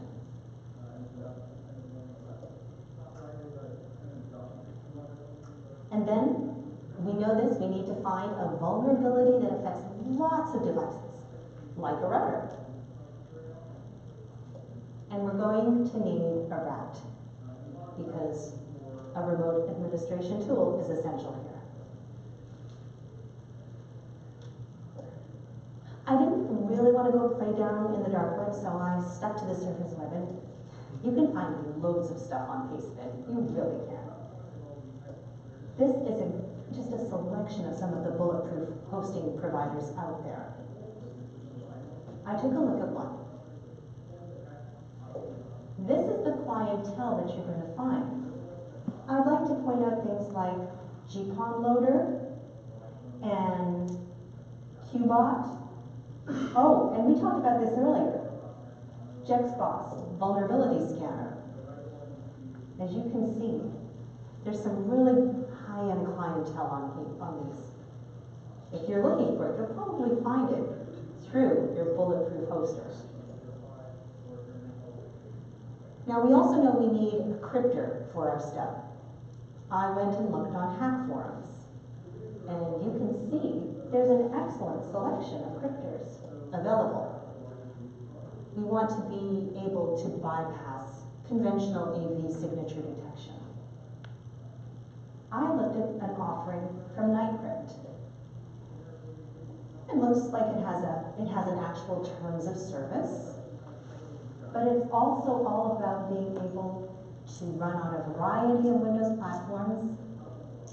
You don't have to run on Windows, but I know Windows, so that's what I'm going with. And it already offers us a private stub. So we've covered 2 points here. We've got our stub, and we've got the cryptor for it. Please note, I do not know what the hell I'm doing, but I'm happily building a botnet here. All right. How do you build a rat? Oh my gosh. Well, I watched a few YouTube videos. I'm not sharing those with you. I will tell you that this one literally was idiot-proof. I mean, being the idiot, and it walked me through how I would configure the ports on my firewall and router so that I could actually run this. If I can do it, think about who else could do this. Who doesn't have my ethics? Okay. What are we going to use for our botnet code? Again, I found lots of stuff. GitHub has a great variety of things. If you paste them, will often actually redirect you to GitHub to find more of the code. So I went looking and I found this one, UFOnet. It's UFOs, it's gotta be fun, right? And it looks really straightforward and simple, which actually it is. And if you want to just build a botnet for free, you follow the instructions online. Zombies and droids and aliens, but it's really straightforward. It's very simple. You follow the instructions, you build your botnet, and you're ready to go. Remember we talked about finding a good vulnerability that goes after a lot of devices? This happens to be a router vulnerability exploited through the Hajime botnet. One of many choices you can find online for free. Now, if you wanted to upgrade your source code, there's Mirai, there's Satori, or there's Sora, which is particularly nasty. But you could cut and paste snippets of this code that's online to enhance what you've already got there. And last but not least, don't forget your coin miners. Well, yes, this is far from over, but my talk pretty much is. So, yes, to wrap it up, we need to keep very close watch over specific ports because you know that the attackers are. Keeping up to date on security patches, the proof is in the pudding here. You know what they can build in terms of exploits, you know how, and you know why, because they know we're not up to date. And the move into enterprise should be very scary for all of us. We're far more vulnerable than we realize. I'll be posting this talk, so I'll have some of the resources available from a great many people I've read. I won't post the links from Pastebin and GitHub for understandable reasons. And that's it from me. Are there any questions? Yes? How on earth do you get anyone to care? The move towards crypto miners, and the users aren't impacted, even your large companies, you're paying a data center, they're already paying for that power, there's space and cooling, it's a drop in the bucket compared to what it's going to take to keep those things up to date and keep things securely patched. A destructive thing, until it hits, again, it's going to seem better for the enterprise to just let that be there, so it gets patched out naturally. Like, how do you motivate anyone to take it seriously? Okay, so the question was, how do we make people care, especially when it hits enterprise systems where it's a drop in the bucket essentially? That has been our job as security people, is, you know, acting as canaries in coal mines and sounding an alarm time and again and feeling on a regular basis defeated because we can't get the message across. I don't know. I really don't. Like I said earlier, for business, it's not a problem until it's a problem. When it hits you in the bottom line, when your reputation and brand are at stake, I have seen the people who make the decisions sit up and take notice. I think, honestly, the best thing that we can do is what we are really good at doing, which is we say to hell with it when we secure this anyway, because we actually know what's coming. And it's just our nature to do the work that nobody else is doing, because we know what's going to come further down the line, and it impacts everybody. We get caught up in it just as much as the guys in the suits upstairs who really don't understand what this is going to play out like. Does that answer your question somewhat? Okay. Did you have a question? Yeah, so you mentioned, I think some other people read that article about the guy who's going in and patching those microtic routers. Do you think that that's like a viable way to sort of combat these, is to actually have something that's going out there in an automated fashion, sort of like closing these vulnerabilities? Wow, I have, so the question was, is it a good idea to have somebody similar to the white hat vigilante who was going out and patching the vulnerabilities on the microchip routers, doing this automatically? I follow a podcast called Darknet Diaries, and they talked about a botnet from 2012 or so. It's a fascinating story. I would actually encourage everybody to listen to it if you can, because it's a really good lesson about what you'll discover out there, and how there are attackers and there are bots that go and patch each other. Some of them do it in the case of making it stronger for their own opportunities. But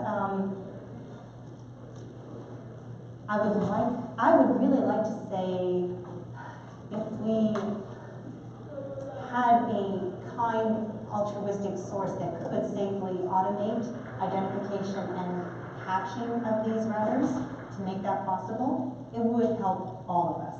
It is an enormous job, and it's something that we can't rely on individuals or even enterprises to do well.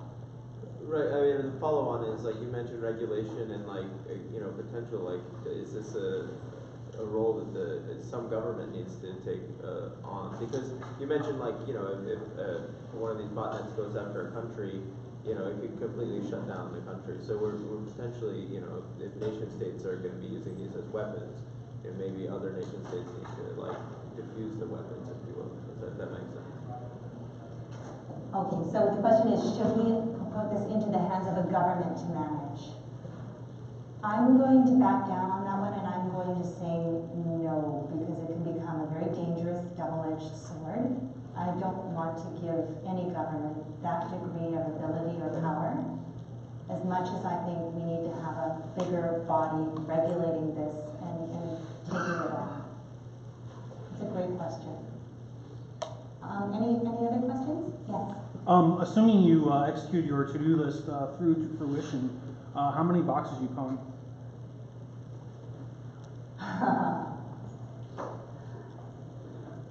I can't say from a real experience. The question was, if I had followed my to-do list to fruition, how many boxes could I pwn? While it's all theoretical, it's based on documented evidence of what attackers before me have gone and done. I expect there would be some mistakes and some misfootings, but I could reliably, given that this is, if I inject my code with Mirai and I use a really good and available router, I could go after thousands. And I would probably leverage at least a couple of scanning sources across the internet that we're very familiar with, to be able to identify them and flag them. I'd also probably be very interested in investigating what's available in terms of pawnable servers right now.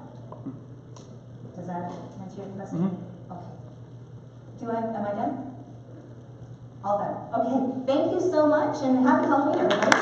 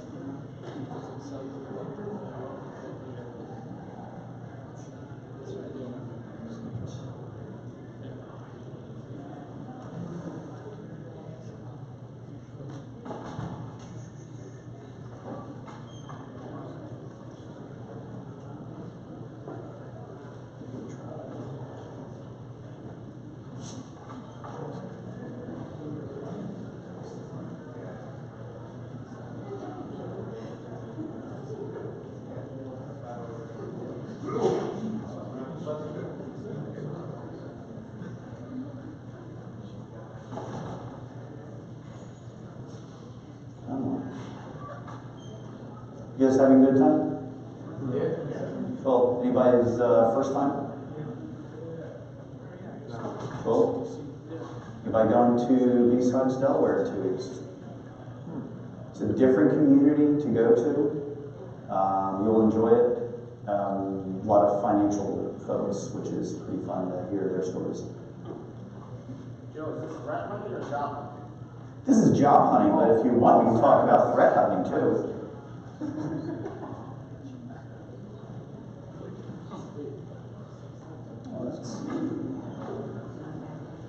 Different kind of hunting. Yeah, different type of hunting. Yeah, I could have talked about that, but I don't have any authorized slides to present. Better than that guy at John's.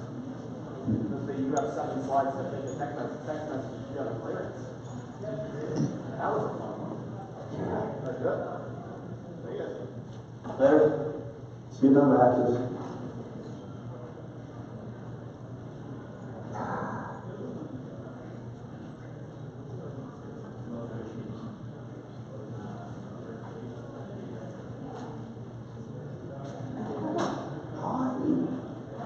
I'm just having a problem getting access to the slides. Yeah, give me that. Has anybody been to DEF CON? Yeah. 20 years last year, yeah.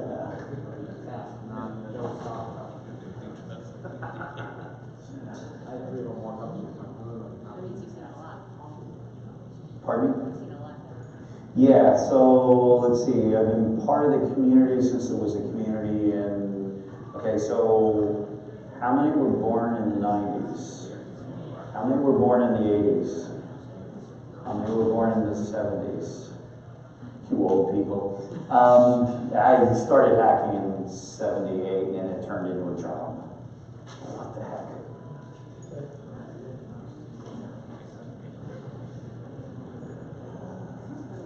Where is it?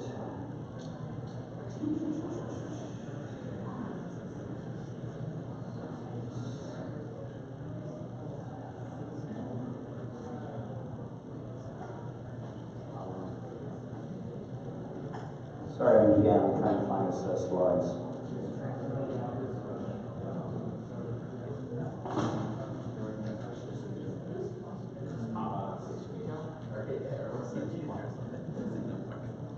Wait, I expect you to stay in here to pick on me. You are a Nova hacker, you know? I don't see any other Nova hackers in here. I haven't been once this year though. Yeah, but you haven't even picked on me that I have an IPv6 shirt. He was not close enough to see it. I tried to find your address, but there's so many. Okay, don't look, I'm gonna move. Meanwhile, you're hiding in the world. And I can get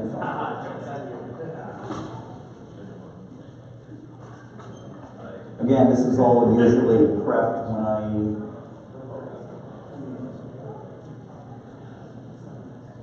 before I do these projects.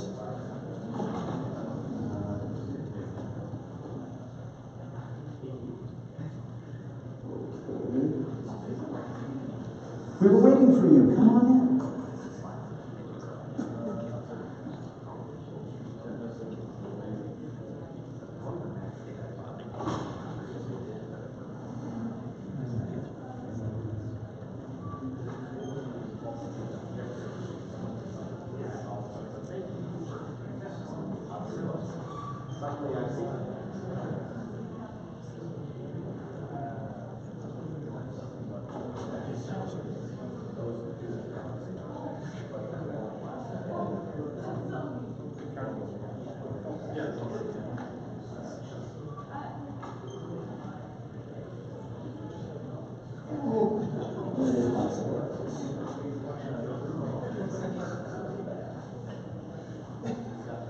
Okay, I guess I just did get the rant.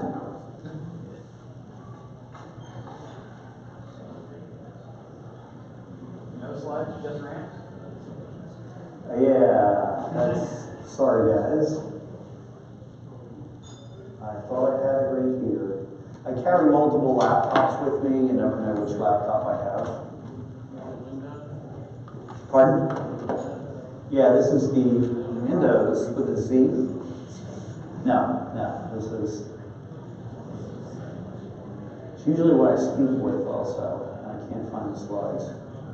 Oh, I know what I'm looking for.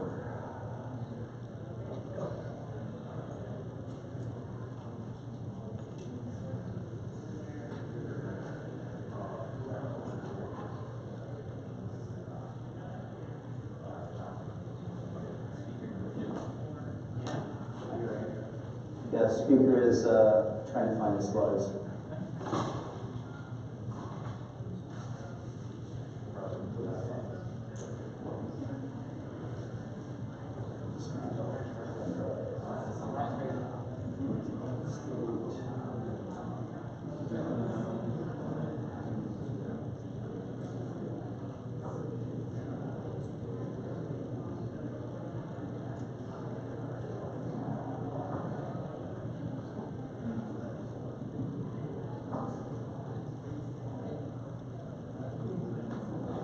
Yes, this is pretty boring, isn't it?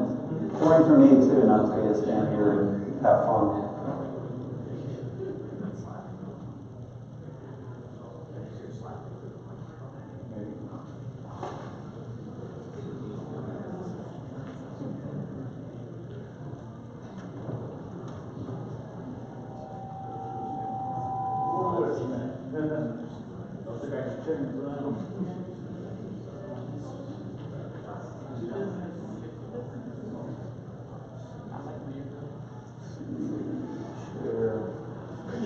Okay, sorry, I have to change slide decks.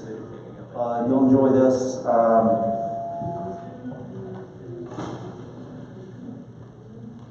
Wow, this is horrible.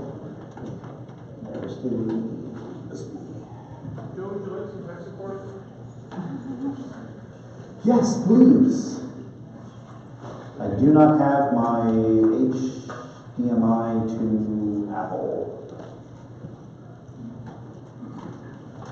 That's a good And that went really, really, really super hot. So where's the video? Yeah, I don't have an HDMI. Wanna go grab one? I don't know where to go grab one, or I can go start asking. Please. Unless I have one. Never mind, you got it. You might want to move the mic about 4 inches down away from your chair. Just clip it to the shirt. No, I think he got it. I got it. Yeah, he's actually came prepared, I just didn't realize he came prepared. Says, drink.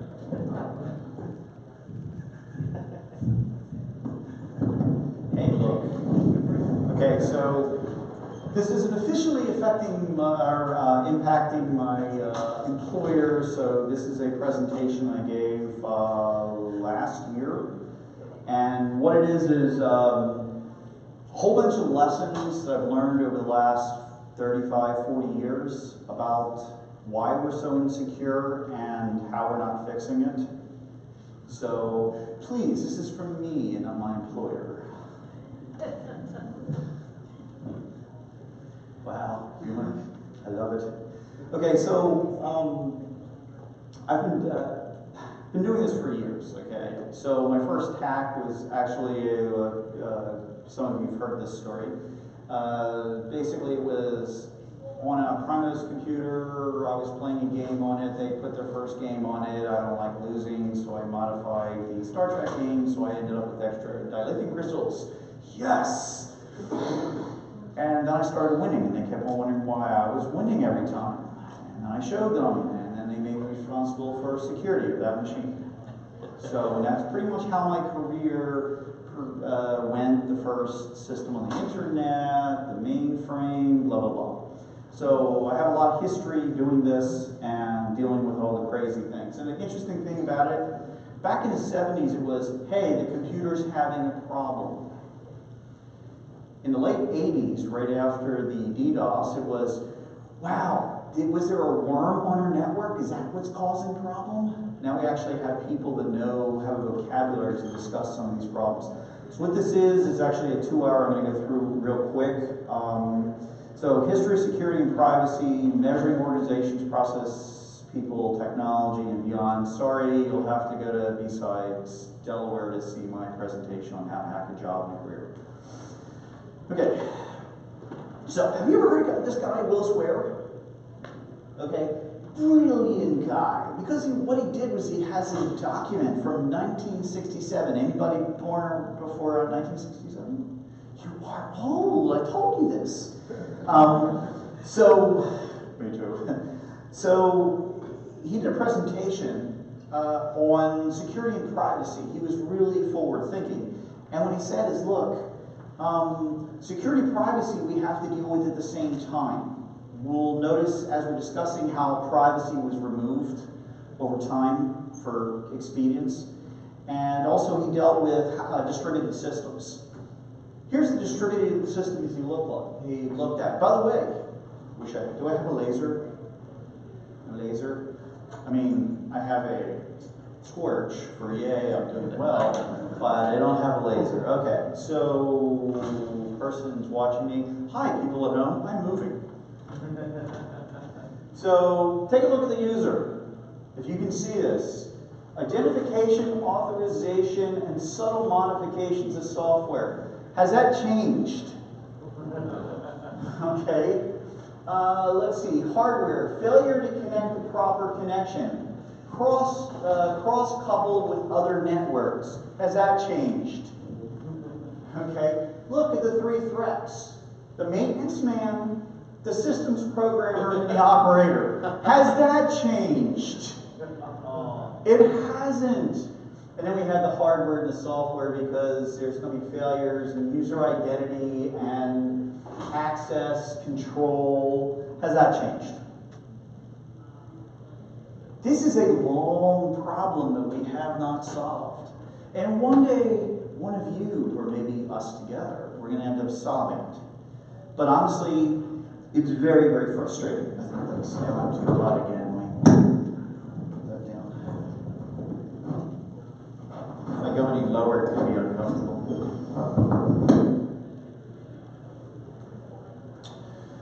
Here's the interesting part. There was this guy who had heard in New York City about these people doing phreaking, which is hacking phones.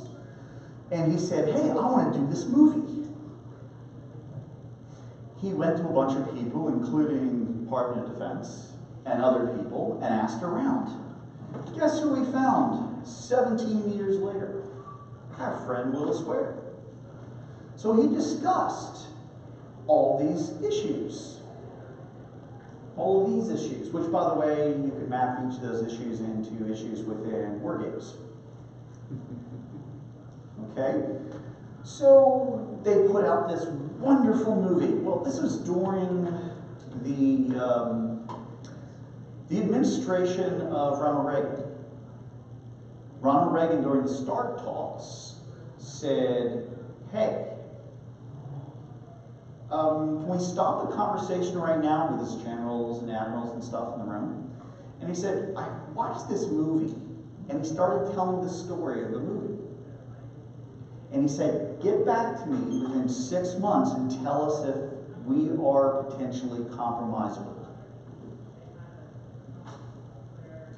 Well, actually, yes, that's why this was created.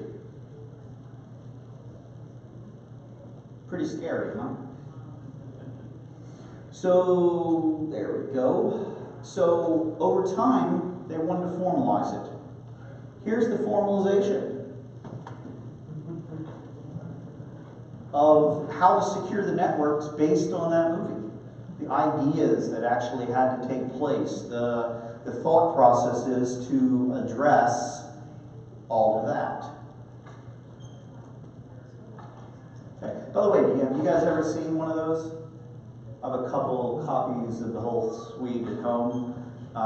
It's interesting from a archival standpoint to see that, again, we're still dealing with exactly the same problems then as we are now. Except now we have these very expensive products that only solve 25 or a small percentage of this stuff. Okay, so when we started creating these, we realized that we needed to remove privacy because it was too complex to add to the thought process. So we ended up with these different certification accreditation models. In each of those models, we had related to InfoSec, ComSec, IAS, and misuse of information, personnel administration systems. Does this look like, has anybody done any assessments? Does this look like assessments? NIST 800 series? Yeah, that's actually a more mature version of this. So these are all the interrelated disciplines that we've tried to address, again, the same problems from back here.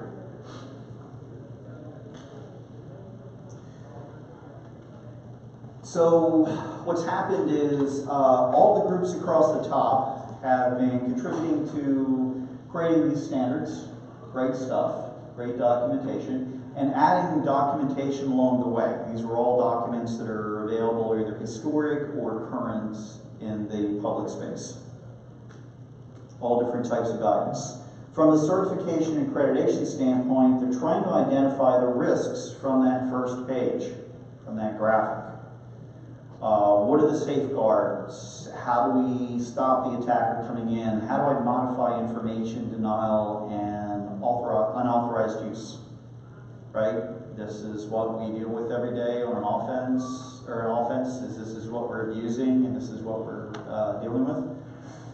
For risk management, because risk management came from pretty much the insurance side, how do I see the same thing happen again and again and figure out what the risk is?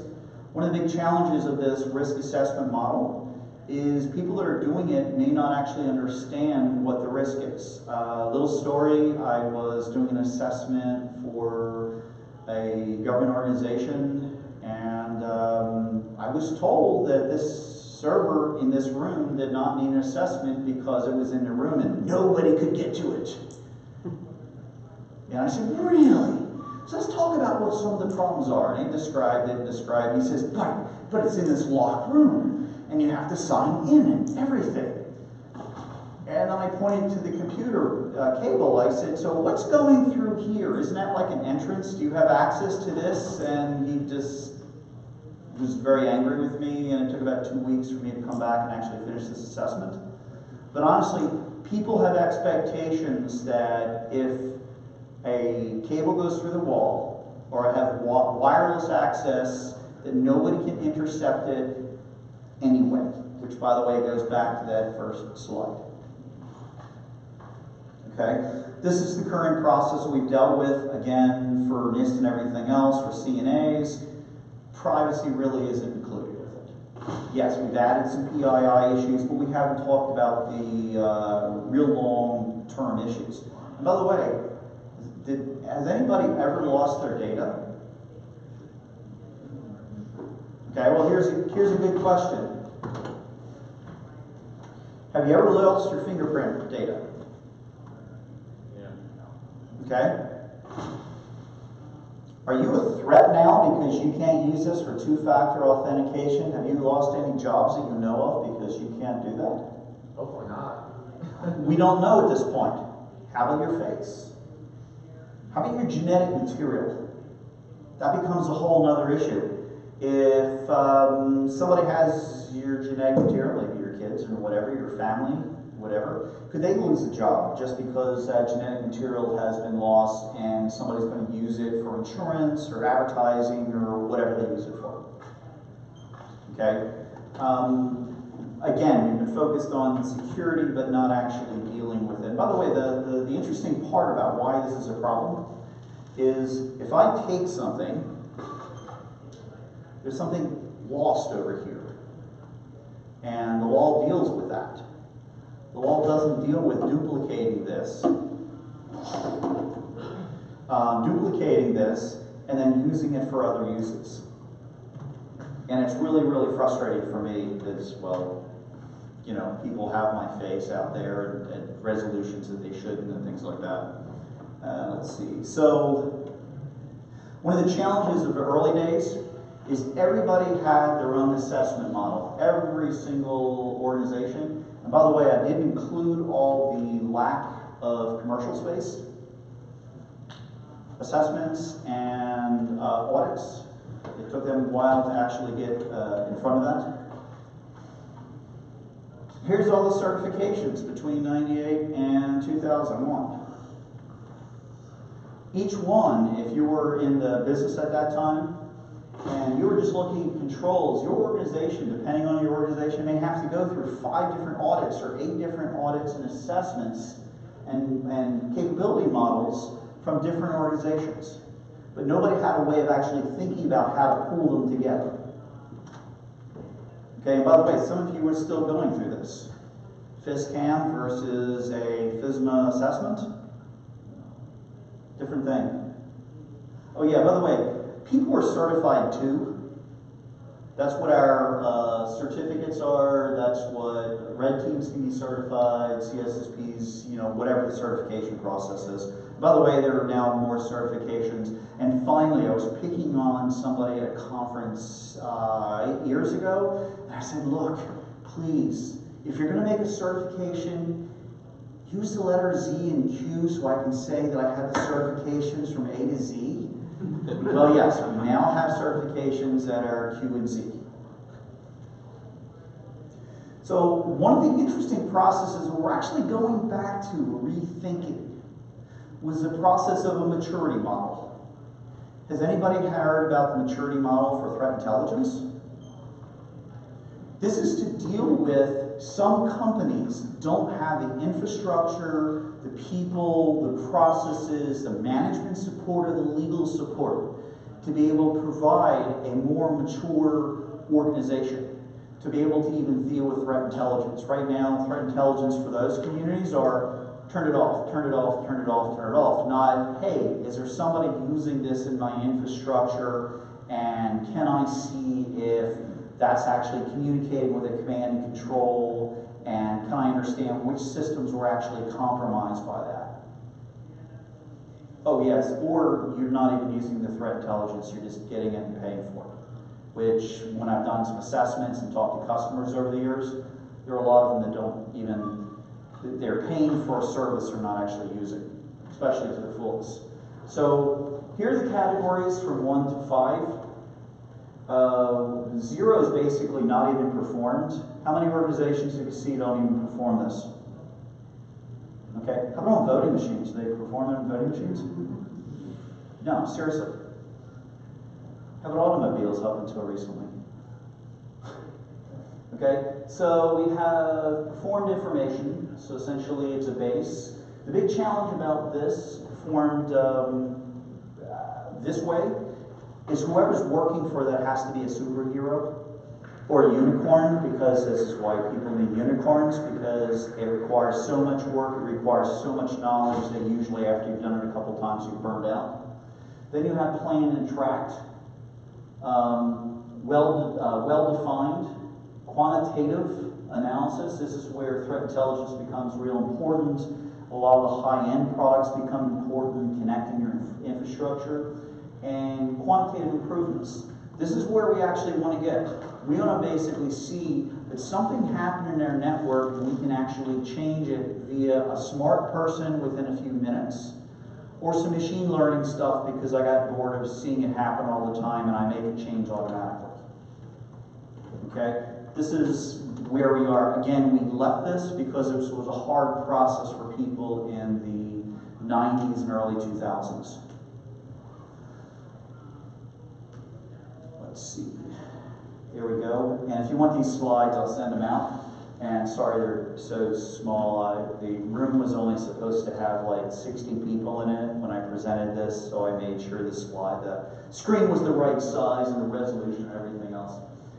So if you look at the red, this is the most level of waste, the level 1. Again, the heroic effort on the design. How many people did early cloud stuff? Okay, you were doing heroic work just to figure out how to secure it. And did you get all the information you needed to secure it adequately? No, most of us don't when we get into a new technology.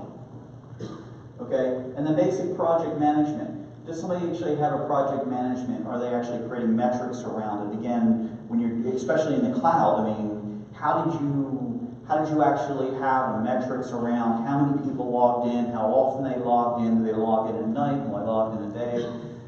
None of that existed in the early days of cloud, even up to 2009, when I was implementing cloud for some people. Processes. Are there validated processes? Oh, for the cloud, one interesting question. Are you allowed to actually connect into your cloud provider's processes as feedback? Anybody able to do that right now? How about DNS enumeration of your networks? Because they're using DNS and not scanning your networks. Can you get access to that stuff? Or DDoS? Again, these are processes as you mature, you'll get a lot more information, and then towards the top is pretty much productivity and quality. This is where we want to become. Secure and secure.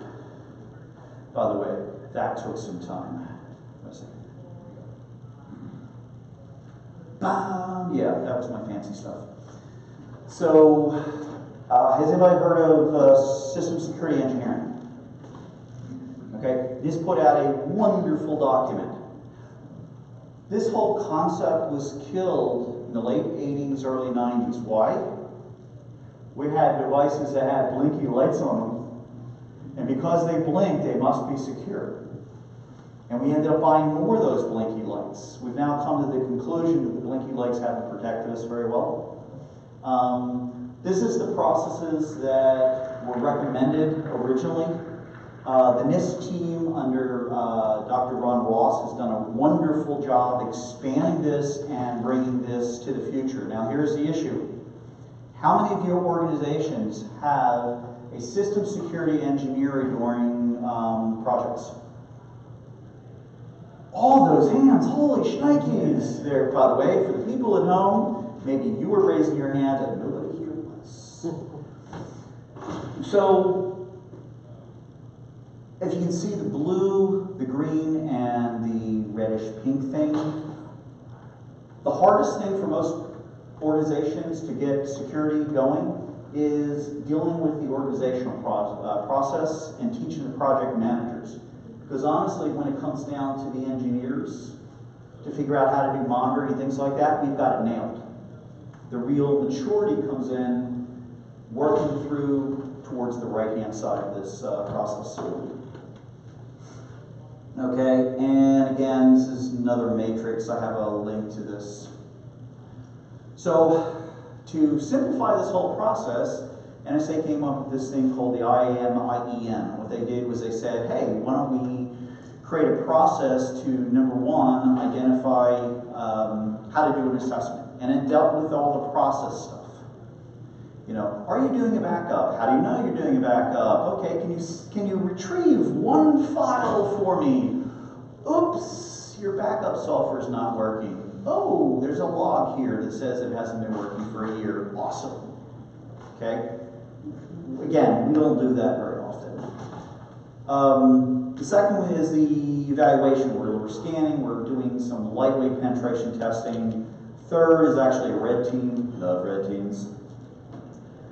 So this was the process. By the way, this was defunded and it's gone. Some of the documentation is still floating around. There's some software, but it was meant as a formalization of the process to strengthen the organization's processes, people, technology, and policies so that you could actually have a mature infrastructure. Currently, I'm not seeing a lot of processes from the auditing community, from the assessment community to be able to do this besides the compliance stuff. This was the planned time. And by the way, you'll see this in, this was late 90s. You'll see a lot of these ideas included with most of your auditors' assessments and pen testers' processes. So this is a very sound process to go through. Let's see. Like as an example, I like what the NSA was doing here with this workshop. What they did was they asked a really interesting question. They would get a group of people together, and they would different experiences within the organization, and they would ask a question. They said, what is the most important products you have, the data, in an organization? And you'd write it up on the board. And then you'd score it based on how many people thought it was the most important. And at the same time, the people in the corner, the security people, and the auditors would sit quietly, and then they would come back and actually discuss what the criticality of most of these things were. Do you know what usually the lowest priority of most organizations were? Email, because nobody needs email, right? Because nobody saves things. Oh, by the way, the reason I wasn't able to get access because I can't access my email to get this slide. So, okay, in my case, I fit, okay. But that was usually the lowest from a priority standpoint. So if you want to look this up, there's some information about here.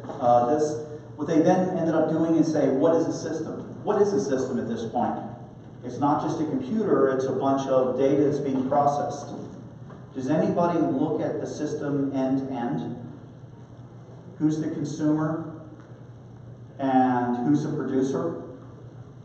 Especially long chains of these systems, the supply chain of data. A lot of people don't look at that. I was looking at one assessment at a time and found out that they had a really good supply chain except for one thing. They couldn't afford certificates, so the supply chain in and out of the organization was all via email, non-encrypted. Okay, this included PII information, this included pretty much everything. Healthcare information was pretty amazing. You can't find those unless you actually do an end-to-end from a consumer process.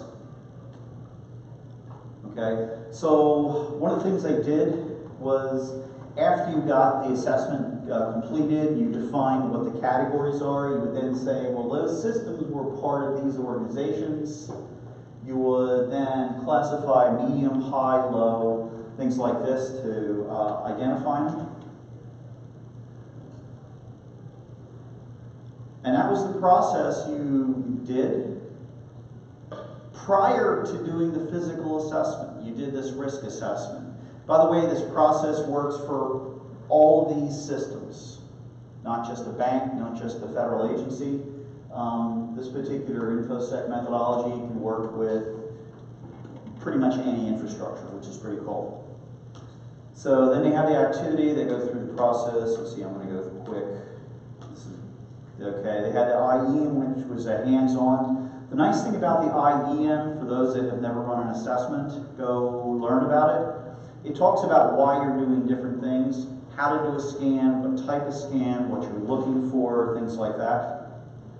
Let's see about the process. Yeah.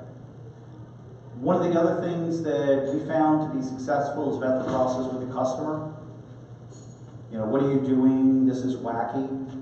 Make sure you have legal and scope. Nothing worse than starting the assessment against a cloud infrastructure that part of that cloud is owned by somebody else. Very inconvenient. Okay, create rules of engagement. Create scoping questions. By the way, if you're starting up an assessment, this is the perfect scoping questions to ask. Okay, you do an in-brief. A lot of organizations gave up the in-brief process, which is, here's what we're here to do. Can you bring all the important people in, or the most important person in that's the supporter of making this happen and is funding it? Oh, by the way, put the people in the same room that we're going to be working with so we can meet them, and you can say, hey, these are the people we're working with and this is why we're doing it. A lot of organizations will do assessments without doing that, and then you don't get the right information, and there's usually pushback. It makes it real hard. And then post-assessment, which is actually creating a list of things. This hasn't changed in years. This is exactly the same assessment stuff we do every time. Except a lot of organizations don't like network sniffing. What do we learn from network sniffing? Bad configurations and routing. Routing people are never wrong. Okay? I love routing people. I'm a routing person, yes. The other thing we find out is protocols that aren't encrypting things. Okay? So that's something that becomes really useful. There are tools in the market. There's some Bro configurations that will do this for you. And Snort and Suricata. But these are things you definitely want to look at. And password compliance, how many people are using two-factor today? Here, a little trick on two-factor. You can buy these little USB things. They're relatively cheap, and you can actually use them at home. What a concept. Okay. This one just happens to be a YubiKey because I got a stack of them from a conference. But consider taking a look at it. Technical. So when we actually have risk, do we ever see assessments from a risk standpoint mapping it back to what we found? This is the crown jewels. Here's what we found. And by the way, it was not only the crown rules, but the data coming in and the data coming out. The authentication, things like that. Here's what we can use. Again, NIST is recommending something similar to this. Others have in this process. Let's see, CUPS. You then map all this to say, you know, how secure are the criminal records, like in this case, criminal records, warrants, blah, blah, blah. By the way, this is just an analogy from somebody else. This particular set of slides about a criminal organization is not mine. And then going down and saying, here's all the CVEs that are actually matched to this particular thing. We have things like Nessus that will do parts of these. But sometimes, unless you map it correctly, you don't actually say that this vulnerability actually impacts these three systems. So this vulnerability is the one we want to get rid of from all these three systems. Here was the coolest thing for the IEM. Once you actually found the risk, and you took the vulnerabilities, you created a table with the highest up on the upper left-hand corner and the lowest in the lower right-hand corner. And that gave you the ability to work with the customer and say, everything in red you need to finish quickly. Everything in yellow you want to take care of. The things in green, if there's three of these together, they become yellow or potentially red. Deal with this. This way allow people to actually go through this process. There's a finished high level of risk of one system. And it becomes lower to the towards the right. By the way, customers understand this. They don't understand a lot of the current deliverables that we're giving, sadly. Oh my God, I got through this quickly, sorry. So again, going back to, go all the way back.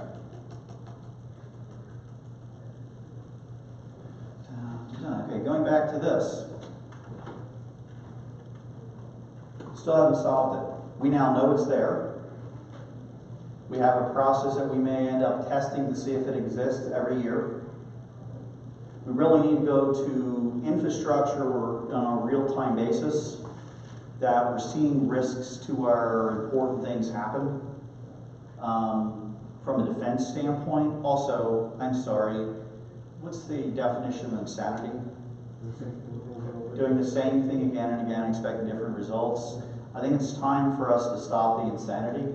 See, wasn't that perfect? To stop the insanity and start thinking differently. Is there a method that's out there that succeeds? Oh, by the way, if you were to learn the method that succeeded for you for 8 or 9 years, and you were a bank or you were a federal agency that didn't want to actually be compromised, would you turn around and polish it? No. There are organizations that have never been hacked based on some of those technologies. No, most of the time it's not just the blinky light things. So start asking people, so what is your, especially when you're in conferences like this, so how well have you done on securing this or securing that? Or if you're red team, any red team people in the, they all ran away, that's awesome.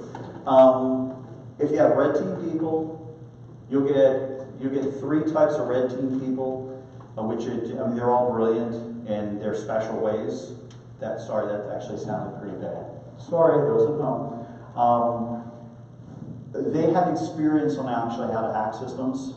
And a lot of times what you get is you get people that can go in and get the target, you're done, 4 hours and you're done, and have a nice day, write the report. Okay? You have people that take a little bit of while, and then you have places when you do assessments, you don't get in. They've stopped everything. So they turn around, they come back and say, hey, we don't just want you to test this, we want you to test this much now. And they can't get in. Then they say, you know, go this far. And they don't get in. Those are the people we need to figure out where they are so we can learn some tricks from them. Oh, and by the way, for pen testers, the hardest thing we have is to go and do a pen test last year and find out that they fixed nothing over the year. If you look at a lot of the commercial organizations, that's what we hear all the time. Hey, wow, they never got funded for this year, but next year they're going to get funded to fix these problems. And what do you think most of the fix of the problems are? Not good engineering, but blinky lights. So it gets really, really frustrating doing this. And yes, I've been a pen tester and I succeeded. There was a few times I didn't succeed and went, yes, somebody actually figured it out. So that was pretty cool. Any questions? Sorry, this was the last minute. I usually do a lot more preparation and rant and everything else. And she's trying to follow me. You know, she has to get up every once in a while, which is really fun. So if I run around the room, will you? Just kidding. Any questions? Again, sorry, this was a last minute type ranty thing. Oh, and by the way, here's a good question. How many are testing the IoT devices in their organizations? How about the heating system that's in the building that has a computer attached to it? They call them boilers. They go boom if things happen. How many people have checked their important, I don't know, transportation device products? Those are becoming critical. Oh, by the way, I got a new car, and you know what the first thing it did when I pulled into the garage? It tried to access my Wi-Fi. Oh, you're kidding me. No. Okay, think about that for your organizations. Are your people connecting their cars and their other technology to your critical networks? So things are changing. Oh, by the way, very soon we're going to have devices for extra memory. We already have hard implants that have Bluetooth. We already have cochlear implants that have Bluetooth. Are they accessing your networks? We're not looking at those kind of things today.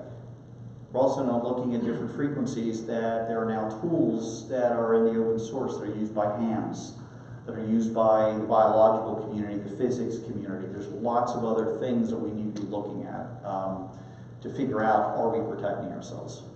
So, any questions?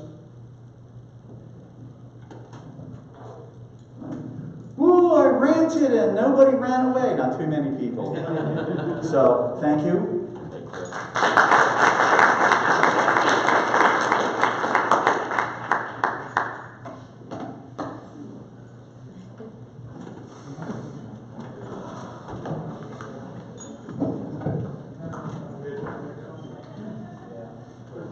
Would you further your point on the IoT devices?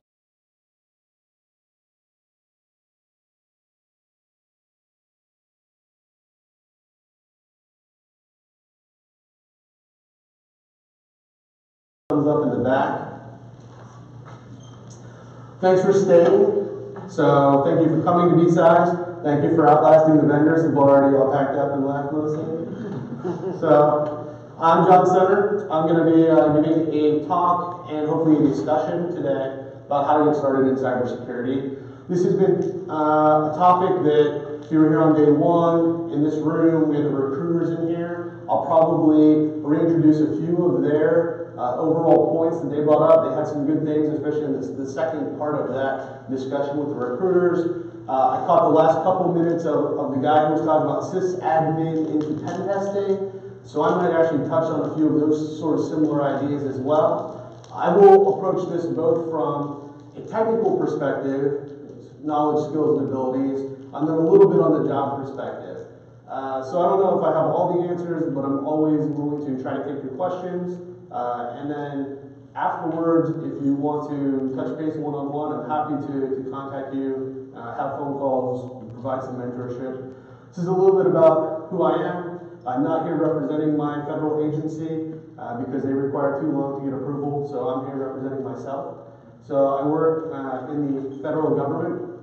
I've worked in national security and intelligence for 18 years, or maybe a little bit more than that. I'm a cyber threat intel analyst right now. I've done a variety of roles in the military and in DoD contracting until the position that I hold now. I have all the certifications that you would love to have on your resume. I finally got a piece of paper from UMUC as well, an associate's degree. That's enough for me. And I will talk all about that some more. So everybody approaches this topic from different introductory levels. So I'm focused on cybersecurity, but that doesn't still really mean anything either, which I will expand on in a moment. But I don't mean information technology, which is a whole huge other field with niche areas. The two fields are often going to interact, but they're not the same field either. Okay? So just like you can have large pool of expertise in each individual information technology career field, you're going to have the same thing in cybersecurity. Both of these fields are going to be intertwined forever until we destroy ourselves and live in the apocalypse. So the other big important factor is that in cybersecurity, it's a really diverse field as well. So when someone tells me cybersecurity or I want to work in cybersecurity, that doesn't tell me anything. That's like saying that I want to work or I do work in the medical field. Are you a brain surgeon? Are you a nurse? Are you an ENT? Do you do medical billing? That doesn't tell me anything. Cybersecurity, I should go into cybersecurity. Great. We need to be a lot more specific when you are having one-on-one mentoring conversations with someone about very specific things you should focus or study on, or those specific skill sets. There is a lot of broad applicability to get started in the field, but I highly recommend you try to narrow down the area of specialization because it is such a diverse field. So those are sort of some of my initial introductory points when we're talking about somebody who's trying to pivot into cybersecurity from either an existing career field or maybe a new college graduate. So those are basically the two areas that we would see. I really like the NIST cybersecurity framework. In the NIST cybersecurity framework, they identify 52 specific cybersecurity work roles in this framework. So you can download the PDF. There's actually a link in the slides in the notes section here. Even within those 52 specific, very detailed job roles, they still don't cover everything. They still really don't have something that's identified as a pen tester. And for a while, they really didn't have a cyber threat intel analyst, although they've just revised it, and there's one that's a little closer to that, which is near and dear to my heart, since that's what I do. So again, this is why it's really important when you start to go down this field that you do some initiative self-studying on the types of cybersecurity job roles, so that when you ask other professionals for their advice, we can have a conversation that's most meaningful to what it is that you're studying or where you think you may have an interest, so that you can pursue that. If you're interested in policy and risk and governance and compliance, you might not need to spend a lot of time with NCASE and forensics tools. But I won't know that unless you also have some sort of idea about what you think has piqued your interest. And it's also important to know what does not interest you, which we will talk about as well. So I like the NIST cybersecurity framework, and if you dig into that, it really goes deep into the knowledge, skills, and abilities, or KSAs, of all of those roles as well. So it's a little bit, there's a couple job roles in that are specifically focused more on the DoD, the military side, so if you're not interested in that, that's fine. There, plenty of those job roles are applicable across commercial sectors as well. So, so again, if you're mentoring or you're looking for mentoring one-on-one, it's better for me to have an idea of what it is you either like or don't like, and then we can continue to go down that road so that we're not having to try to study everything. So, going back to the point about IT and cybersecurity being different job fields, though, pretty much everybody in a cybersecurity job field has to have that underlying knowledge, the basic fundamental components and knowledge required for a general IT role. So I have seen a lot of people try to jump in and tell me that they want to be a pen tester and they want to start taking CEH, but they don't understand what a TCP/IP stack is. Or they've never looked at NetFlow, or they've never opened Wireshark, or they don't understand what a three-way handshake is. So you have to have a basic fundamental understanding of the core IT sort of traditional underlying mechanisms and components and technologies for most of the job roles that are in cybersecurity. So there's going to be a process. If you're coming into this from a completely non-technical career field, you're switching from nursing, or you used to sell insurance or whatever it was, and this is all new for you, we're going to have to start at that fundamental level. You have to really understand what IP addressing is, and if I talk about a NATed network, you should automatically sort of start to know what that is before we worry about brute force passing and dictionary attacks on passwords. So that's just sort of a level set, because a lot of people come in and they have a lot of energy and they want to do X, Y, or Z, but depending on what your background is and your existing knowledge base with regards to IT, it could be a lengthy process depending on the amount of hours and time you have available to start studying in order to really dive into cybersecurity. So I worked for many years as a cybersecurity instructor, and I'm not going to tell you a bunch of BS. There is no quick way to become a cybersecurity expert. Anybody that tells you that is selling you a bill of goods that is false, period. So I guess I've quoted on that on YouTube. So it also does not require you to pay those vendors money to get started. So it's a good thing I don't work in that field right now. There's a lot of free information or a lot of good books, which cost a lot less than a cybersecurity boot camp.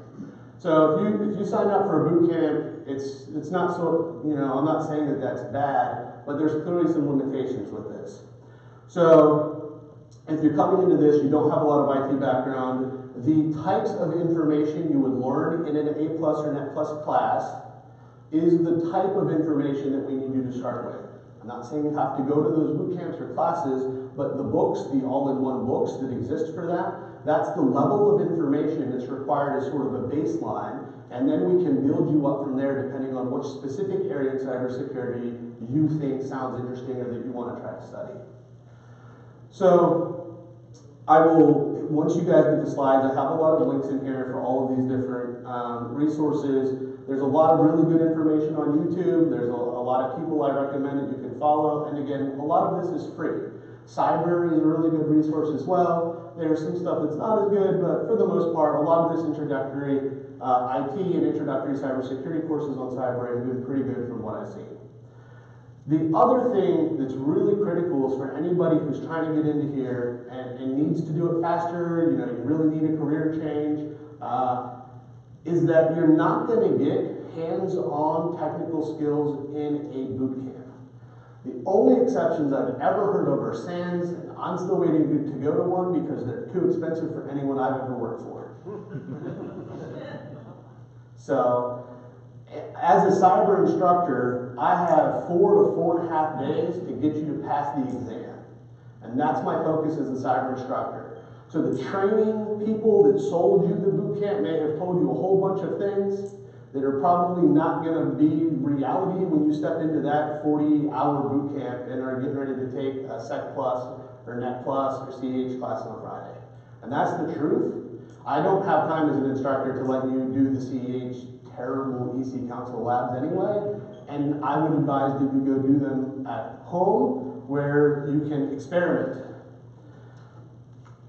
So, this is the introductory portion, the fundamentals, right? So, here's a whole bunch of sites. These ones are good. They're all links. You can get the slides. I will make them available. You can get my card afterward. We'll make sure you have the slides. And the whole point here is that there's not really a cost. There's not a prohibitive cost for people to start studying this.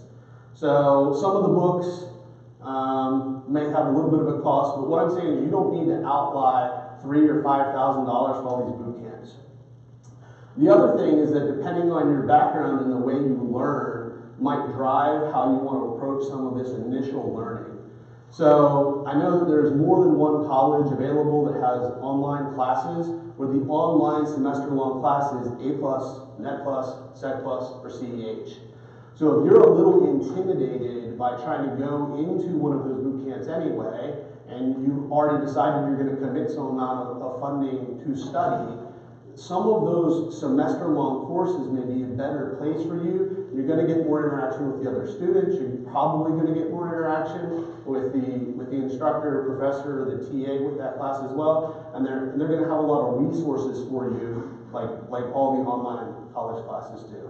So that's another legitimate alternative to boot camps. I have been in some boot camps that have been good, and I've been in some really shitty boot camps. So I'm just being honest with you, is that it is really, you know, if you're spending $3,000 to $5,000 on a boot camp, it can be hit or miss. Same probably could be true for the college course, but at least you have that longer period of time to absorb the introductory material if this is really where you're going to head as a career path. So again, people often want to know, well, what can I do to learn cybersecurity, or they want like one particular path. Well, this is really, again, where I would prefer to get to know you a little bit more and mentor people one-on-one. So hopefully you don't all want me to mentor you one-on-one, because I have other plans this week. But I think it's really important for you to try to connect with other personnel who can give you some advice. Even if it's only a 5 or 10 minute phone call once in a while. You know, hey, can you look at this training site, or do you have a good book where I can learn about, you know, the basics of hacking or something like that. There are a lot of people in cybersecurity that don't think of themselves as mentors until you ask them to be a mentor, okay? So they just probably have never considered themselves a source of information. But even if they've only been working in the field for 4 or 5 years, that might be someone who has enough information that you could leverage if you know them. And then I also have, one of the other points up here is MOOCs are becoming a lot more, or at least I think they're becoming a lot more available. So I didn't put any particular ones up here because they seem to change pretty regularly. I know Harvard has quite a collection of MOOCs about a variety of subjects. So again, use your Google hacking skills and go look at some of the other free resources in terms of MOOCs as well. So that might be another resource besides Cybrary or YouTube. You might be able to find some really good MOOCs that are up to date that you can take, which again are no cost. So the other really big point here is this self-study, experimentation, and trial and error. So I've mentored a number of people that are afraid that they're going to do something bad. Welcome to IT and cybersecurity. I have bricked at least 2 boxes. I've crashed stuff and broken things. I try not to do it at work that frequently, but definitely at home and in a lab environment at home where I'm learning, that is absolutely part of the learning process. You are going to obviously encounter situations where you have done something incorrectly, and that's good because how else will you learn that that clearly wasn't the right thing to do? So a lot of people are kind of hesitant to try this stuff in their home, you know, on their old laptop or in a VM that they have set up, but that's really the most critical. So I can give you all of the resources and all of the links and recommend that you read these books, but for most cybersecurity jobs, especially as a person new to this field, it will be imperative that you have the confidence and understand you're probably going to break some things in learning while you do hands-on skills in your home lab. So I've also tried to mention some people who said, well, the only laptop I have is the one from work. I mean, again, the bar to entry here is pretty low. You can get a $200 or $300 laptop that can probably run at least 2 VMs. So, I mean, if that's really the bar is $300, then I don't have a perfect answer for you. But most people in cybersecurity have many old crappy laptops lying around. That's the nature of people who really are interested in this field. And it doesn't take a super powerful computer to run at least 1 or 2 VMs, depending on what it is that you're trying to do. And the other big one with this is you have to absolutely be able to make some VMs. That is going to be a critical skill. There's a lot of step-by-step sites that should explain pretty easily how you would set up a VM on a machine. So that's definitely a skill everybody will need so that you can practice and learn some of these things in your home lab. There's a couple beginner VM sites that I linked to here. Again, Google's your friend. I mean, I guess you could use Bing. No, I don't know anybody who does. So the other big portion of this is, one, don't be afraid to screw things up as you're learning, right? That's expected. I'm going to tell you right now, that's expected. And I'm not going to make you learn the new skills. So again, as a mentor or somebody, you know, former Cybershark, I can give you all kinds of resources. You're going to get access to all of my sites. It might not all be up to date because I'm not instructing anymore, but it has, you know, TCP/IP fundamentals aren't changing much. It has all the A+, Net+, Sec+, CASP, CISSP. You know, you'll get all my PowerPoints, all my decks, all my training resources. It's free. I don't care. I need more people like you in the community, so I'm giving it away for free. Don't tell EC Council. But I can't, you know, you have to bring the initiative and desire and the want. Like, you have to bring the hunger to this if this is what you're going to want to do. So practicing the hands-on skills is part of that desire. Like, do you desire this enough that you're going to set up a lab and figure out how to make the VMs talk to each other, right? Some of this is actually really critical just from a learning perspective as well. Try to get your VM a live internet connection. That's a fun learning experience, right? That is not something that is necessarily going to be done in the first 10 seconds of you figuring out how VMs work. It's a little bit more complicated than that. I would also say if you're only a Windows person, then stop that right now. Figure out one command line for Windows if you're still going to be a Windows person, because Windows is a big part. But you're absolutely going to have to learn Linux to some degree. I mean, maybe you have like a Linux handbook right here, fine, but at least you can struggle your way through it like I would, so that you can understand the operating system. So, you know, VM, how to set up a VM, how to configure a VM, the basics of Linux, and then Windows in depth. These are all core fundamental components of somebody that's going to have enough knowledge about the underlying fundamentals to move into a more technical cybersecurity role. And again, the last line here is most people that you encounter in this field have this trait, desire, or personality of, I will figure this thing out, right? And it is why you get emails and text messages from those people at 3 a.m. on Tuesday, right? Because they're still up. Or, shit, I've broken this thing trying to fix this other thing, and now I have to figure out how to fix that so that my girlfriend's computer will work in the morning. Yeah. But again, that's also a really good learning experience, right? It's all part of the learning experience. So you're going to break some things, it's not always going to go well. And then this is the magical chart of how everyone in cyber knows everything, according to my mom, at least for me. And that's called, once again, the Google flowchart of, well, I don't know what to do. I'll Google it. Well, did that work? No. Okay. Repeat. Right? And then about 17 or 18 times, I have a select set of friends I call at that point. Right? That's my opt-out. About 15 to 18 things that absolutely did not work. And the same is true in a learning environment too, right? So if you have some friends that work in IT or cybersecurity, they will obviously know that you're working and studying in this field. So if you just call them up first, they might not give you the answer, and I hope they wouldn't. I I hope they're gonna ask, well, what did you try? Right? Because we're not like you know, I know people, I've mentored people who've gone through my classes, I'm gonna ask them what they tried to do first. Right? And if they don't have a very good answer, I'm gonna be like, all right, well, you know, call me back tomorrow after you try some more things or break something else. Because that is actually, in my opinion, a really critical part of this learning process is to try to figure it out. The whole try to figure something out is also really critical because there's absolutely no way somebody in cybersecurity can know everything. There's no way that's even remotely possible. I have about 3 people on my short list that if I have any question, I'll call them. And then most of the time when I call my buddy, he says, I don't know, I'll call you back. So then he has started the Google flowchart process on his own, but with, you know, his level of knowledge, which exceeds mine in that particular area. So, and that's actually true at work as well, right? So even at work, we don't know everything, but we're expected to fix it, right? Depending on what your role is.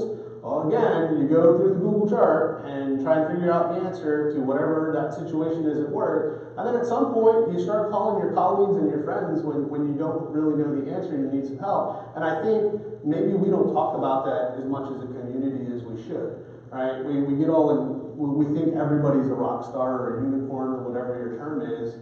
Okay, well, there's a lot of rock stars that also like to be friends with other rock stars, right? So, I don't know if that's a great analogy. Rock stars in a band. So they're in a band, right? So we should form the cybersecurity band. All right. So some people want to know more specifics during these types of a talk. Well, again, it really depends on what it is that you want to do in cybersecurity, right? Which of these 52 types of job roles do you want to do? Right? Because if you want to go into forensics, then let's not talk about CMMI, let's not talk about GRC, because that's probably not your thing, right? I know plenty of technical people, hands-on, who want to do hands-on analysis, maybe malware analysis, you know, PCAP analysis, some level of technical hands-on analysis, and they absolutely don't want to do anything about policies and writing reports. So there is plenty of space in this community for the skill sets you're going to bring. So I also want to be clear on that. So in my opinion, if you want to do something more along the lines of cyber analysis, which is very broad, right, these might be some types of tools that you might want to look into to sort of understand what's happening. Wing sysinternals is very interesting as a suite of tools. So if you're not familiar with that, there's a lot of capability and analytic software that are part of the Wing sysinternals. And sometimes people find this more approachable because it's on Windows, right? So again, not everything is solely on Linux either. So yes, you should eventually learn Linux and understand Linux. It's important. But you could start to see what else is going on your Windows machine and network as well, which if this is brand new to you, maybe you're not really paying attention to. And you might be interested in forensics. A lot of the high-end forensics tools are expensive, but there's a program called Bulk Extractor. That's free. I've used that in a CTF. So I've used a number of these tools in CTFs. I went into that CTF with, you know what? A Windows computer. So I didn't do very well, but I learned a lot. I learned a lot. But again, I was able to actually solve some of the CTFs by using the tools that are actually available on the Windows platform. So there's lots of different tools up here. Some towards the end are offensive in nature, password crackers. I'm just a big fan of Malwarebytes. Everybody is always interested in sort of what AV maybe a cybersecurity person runs on their Windows machines. I don't have Windows machines anymore, so. But again, this knowing and exploration of some specific tools means run these in your lab, do some analysis on the traffic and on the systems. What ports are open on your system? At the end of the day, that is very enlightening if you've never really looked at open ports on systems before. If you've never captured or used Wireshark and looked at the PCAP and followed a TCP stream or reconstructed an unencrypted image, that's kind of fascinating the first time that you do that because you're really understanding the underlying components. That will be critical when we talk about all of the security things and security concerns that build on top of that fundamental knowledge. So what helps you get the first job? If I knew the answer to this question, 100%, I'd be good. I'd have a Ferrari. 1, what type of job? So again, this is all going to be somewhat more specifically tailored in once you get to the point where you've narrowed down your field of study or narrowed down what you're actually gonna try to apply for. I say if you can get somebody to pay for a SAN certification, get a SAN certification. I mean, I'm just saying. I used to tell people that certified ethical hacker would be the one cert to go get because the exam's really easy. The exam is actually changing now, so I haven't been following it as closely, so that may not be the answer anymore, but again, feel free to talk to your friends who are taking these certs and see what their opinion is. So it might be better to get a Sec Plus. That's the only exam I actually don't have. I'm not certified as Sec Plus. But that level of knowledge is going to be really critical. So people say, should I get cert, should I get college? Everybody will have a different answer.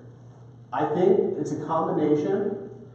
So clearly the recruiters did confirm that they're spending 6 to 10 seconds on your resume. So whatever you do have in terms of hard qualifications, put that near the top of the resume, right? I have definitely seen people also include the fact that they are studying for a certification. If you want to do that, I'm not going to tell you not to. It shows initiative. Just make sure you don't put that you have a certification that you don't have, because I've encountered that guy and he was not hired.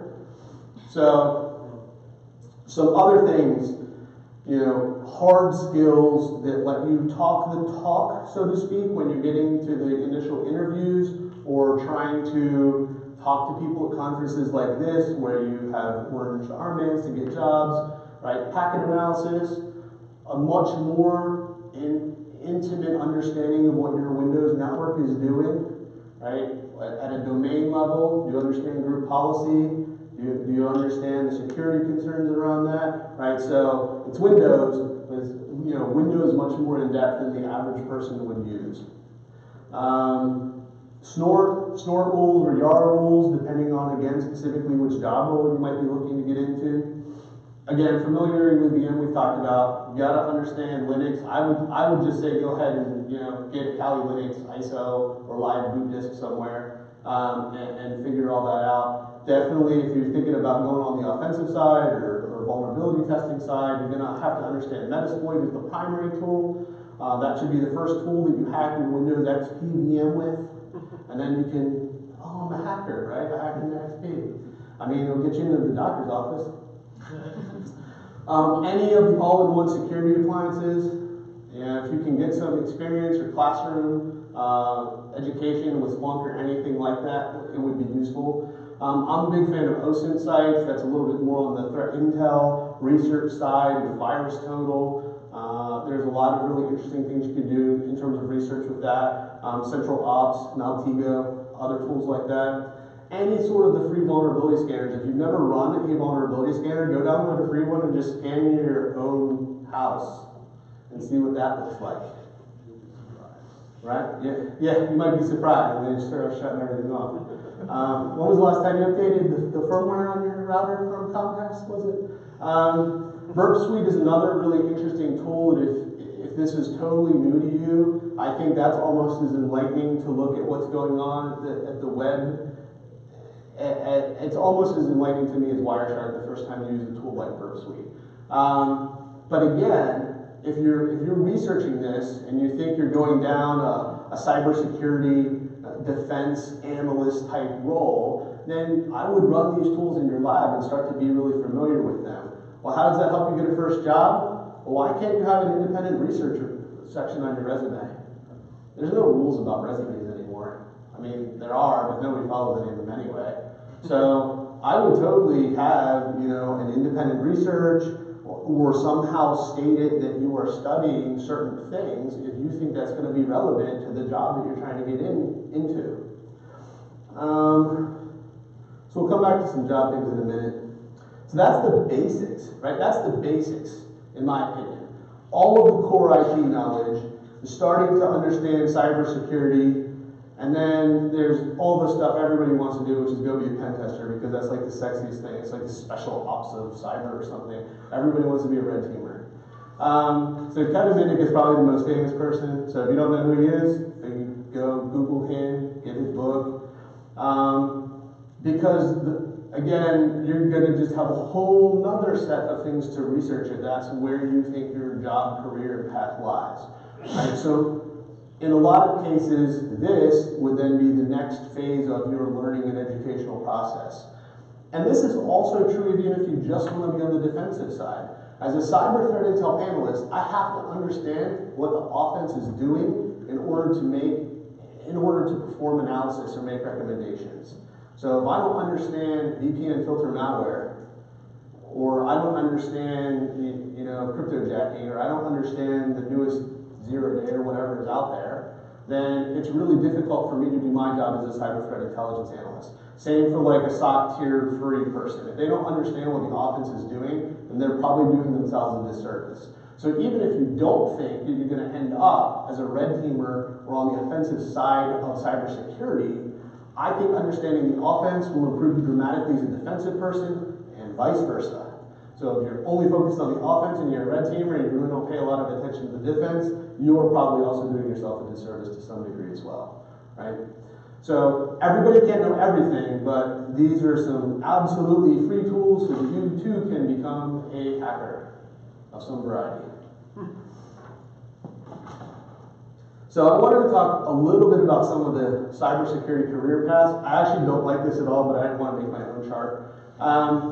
So a lot of people are going to come in here with some existing skills. So maybe you're on the programming, scripting side, DevOps, something like that. I think I've talked to a couple interns in here that are in DevOps. So that's great. You're going to come in with that technical understanding. I am not a scripter or programmer, thank God for Google, in order to help me pass that class. But if you have the propensity to be a programmer and scripter, it is very useful because then you will understand how software works. Understanding how software works will be extremely valuable for most of the more technical fields in cybersecurity, right? Whether it's forensics, offensive, defensive, whatever. If you understand programming and that's a thing that you can get your arms wrapped around, then by all means that will be invaluable to you. But it also means that if that's not your thing, there is still a place for you in the cybersecurity job world, okay? So we have a lot of people who are better at writing or presenting or managing teams, and they all will have a role somewhere in the cybersecurity workforce. So a lot of people want to know, well, how do I get that first job? My number one piece of advice, if you can do it, is take a shift job as a SOC tier 1 analyst, because nobody wants to do that shit. And the turnover rate is very high, which means they're always hiring for the night shift or rotational shift jobs in SOCs or NOCs. So that's my number one piece of advice if you can do it. I know everybody's personal or family situation does not allow for that. But that, especially in this area, that's probably the easiest entry-level job to actually try to get some hands-on experience. And then when you leave in 6 months, and your next employer is like, why did you leave in 6 months? You will say, well, it was a night shift SOC job. And they'll go, oh, right? Because everybody leaves after 6 months. So some people will stay hands-on their whole career. Some people, again, what I call them the very technical people, really like that day-to-day interaction with the data, whether it's forensics or PCAP analysis or reverse malware engineering or malware engineering or whatever it might be. They really want that hands-on, sort of in the code. And there are people who will have a whole career like that. At some point, they might be made to manage somehow or some level, but they'll do their best to not become a manager. That's what I have become, a manager. I manage a team of about 37 people right now. So I do analysis like 20% of the time. But the people who are in management positions, even technical management positions, still need to have a technical level of understanding, or else how else can you effectively manage this team that is telling you all of this technical information if you don't have a technical background? Many of us have worked for that person. It is very difficult when the person that you answer to does not have an adequate background in the technical sphere, and they probably should for that position. So we can learn things from previous jobs that hopefully help you. Some people end up being like a security admin. Somebody's got to run the SOC. Somebody has to hire those people every 6 months. Who do you want? Right? Somebody's got to make that decision. And then there's a whole slew of other jobs that aren't even on here. And they have the pen tester down at the bottom. The pen tester is the equivalent of like, you know, the unicorns or rock stars or special forces or whatever you want to call them of cybersecurity. That is a very demanding position as well. So there are some things to keep in mind for your life when you think about things you want to do in cybersecurity. Somebody might want to be an incident responder. That's great. I have no interest in being an incident responder. I'm not going to have a ready bag ready to go for a call at 3 a.m. that I'm flying to Omaha for the next week. No. That's not cool with me. No. So there are some people who love that life, right? Who love to travel, who love it, want to be there on the ground in the action. Everything is terrible. It's like the meme. Everything's on fire, and there's the incident responder. Everything's fine, right? Because that's their life. Right? And there are some people who want to work a 9 to 5 or a 6 to 3.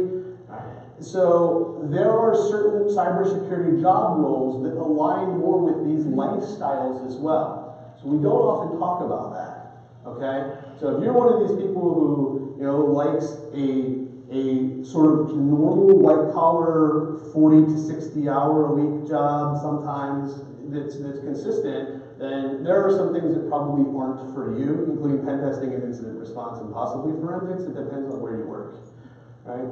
So just some other things to keep in mind. You can stay technical your whole career. That was actually the point of this slide, is that you can stay technical the whole career, but we also do need managers at some level that understand technically what's happening as well in order to effectively manage the teams.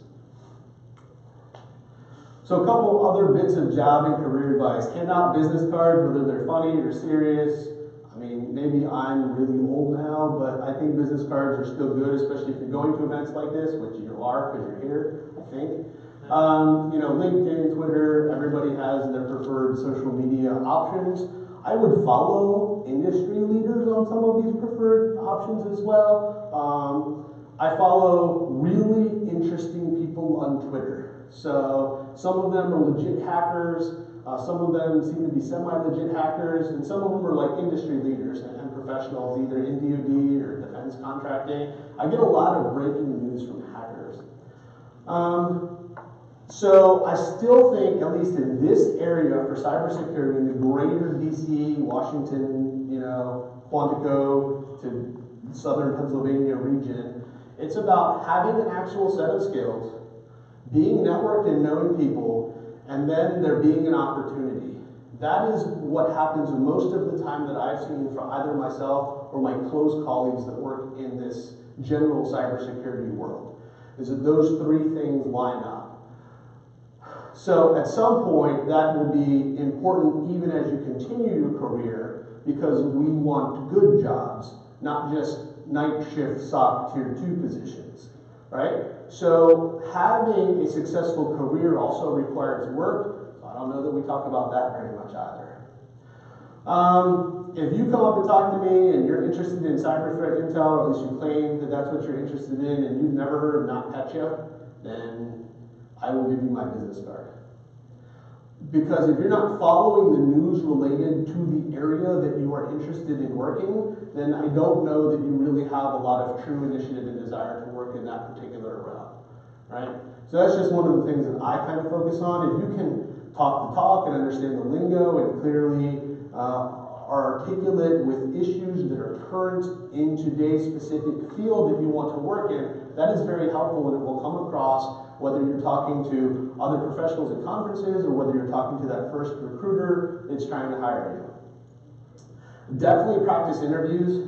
Definitely practice interviews. This sounds dumb. I don't care how amazing you are. Practice your interviews. Have someone ask you questions. There is no substitute for practicing an interview. You will get, the recruiters talked about this, there's only really about 20 questions you're going to get generally in the first interview. They just come in 300 formats, right? Tell me about yourself, what's your strength, what's your weakness, and essentially why I should hire you. Those are the big ones that you want to ace. So even though you may be coming in as a new cybersecurity employee, you may have a whole bunch of other skills that are really useful. Are you good at team working? Are you good at scheduling? Are you good at organizing? All of those things are important as well. We're hiring the whole person. I'm not just hiring your technical skills, right? I don't just get the fact you're really good at pen testing. I also have to understand that you don't know I need you in the office at 9 a.m. that is also understanding the culture of where you're trying to work as well. All right, so I worked with a really good friend who was a hacker. That was his primary mentality in the truest sense of the word. And he would work 80 hours a week, he would work 36 hours straight, but sometimes we'd be like, where is he today? Like, we had a meeting, and he'd be like, oh, well, I was sleeping because I had worked all night. Right? So that may not always align with the team and the culture. So again, we're really hiring the whole person. You know, how do you come across? Are you articulate? Are you going to be a good fit into the team? Those are all sorts of other traits that come across when you're interacting with other professionals and with that first recruiter. So yeah, there are a couple of rock stars that are going to get hired no matter what.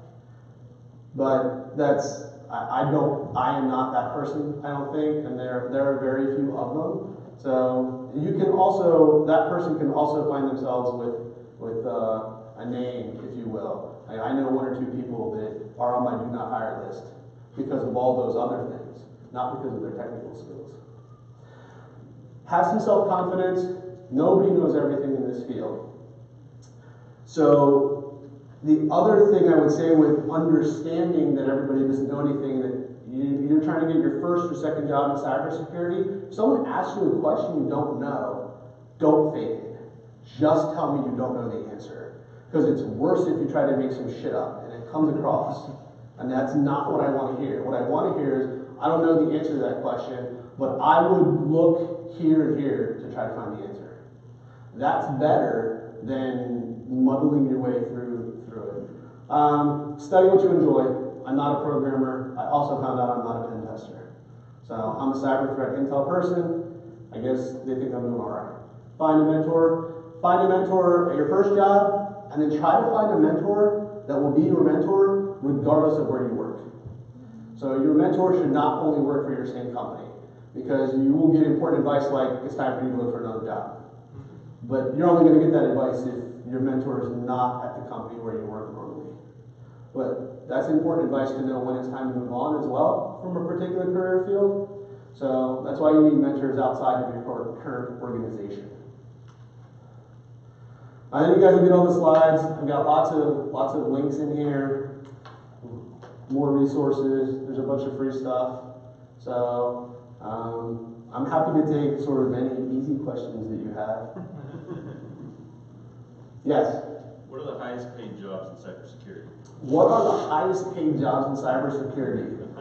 TSSCI cleared full scope pen testers in this area. Next question. That's the truth. I don't have an easy answer on how you get a security clearance anymore. It's very difficult. If you have security clearance or polygraph related questions, I will talk to you offline. Second highest paid job. No, the next question. How do you find a mentor outside of the company you're working in? You go to events like this, you hand out your business card or write your LinkedIn on a napkin, or go to trivia events, or all the open houses. I used to work for a company that has like an innovation lab now in DC, and they do events. You got to go to events. Either go to events. A lot of people will virtually connect as well, depending on what it is. I mean, there's a lot of like Slack channels and things like that that are out there. So however you connect with people, and again, you may be connecting with people who have never thought of themselves as a mentor until you say, hey, I had a career question for you that I wanted to run by you. Right? So again, that would be my general advice. Any other questions? No? That's it? Oh, we have, yes? Just kind of curiosity, but how was the process of getting that clearance? Well, for me, I secretly joined the Army when I was 19, so yeah. So that's how I got my clearance. A lot of people I know get a clearance via the military. It is possible to work through a clearance process as a contractor, but it is difficult. So I would say if you are in a position that is going to put you in for a public trust, they will take people who aren't cleared. And then you'll hold a public trust. And then eventually what you would want to do is try to look for somewhere that is going to need somebody with a secret clearance, and try to upgrade your public trust to secret, which is anywhere from a 6 to forever month process. And then once you have a secret clearance, you will do the same thing for a TS clearance. which is hard to do because most of the TS clearance positions right now, in my experience, are only taking someone who is cleared, but there are exceptions to the rule. So some of that involves, we may know someone is leaving at a company, so if you show interest, we can start you on that TS clearance process to backfill them. That is going to be a very unusual and rare circumstance. And then many positions in this area will require either a CI, counterintelligence polygraph, or a full scope polygraph. So you will then have to go through that process with the respective agency that is either directly hiring you for a federal position or that has contracted that out. So there's no easy answer right now. You've given me far more than anyone else has, so. Hey, then that's a win. Yes. I was wondering if you have any advice for people that are already in the federal government but are in cybersecurity? I would say it's a similar process. So the question is, what advice if you're already in the federal government but not in cybersecurity? I think it's a similar process. I would be hesitant to go on USA Jobs and just apply for everything. That did not work for me. 378 job applications from 2010 to 2016. So it's still a lot of who you know. Still a lot of who you know.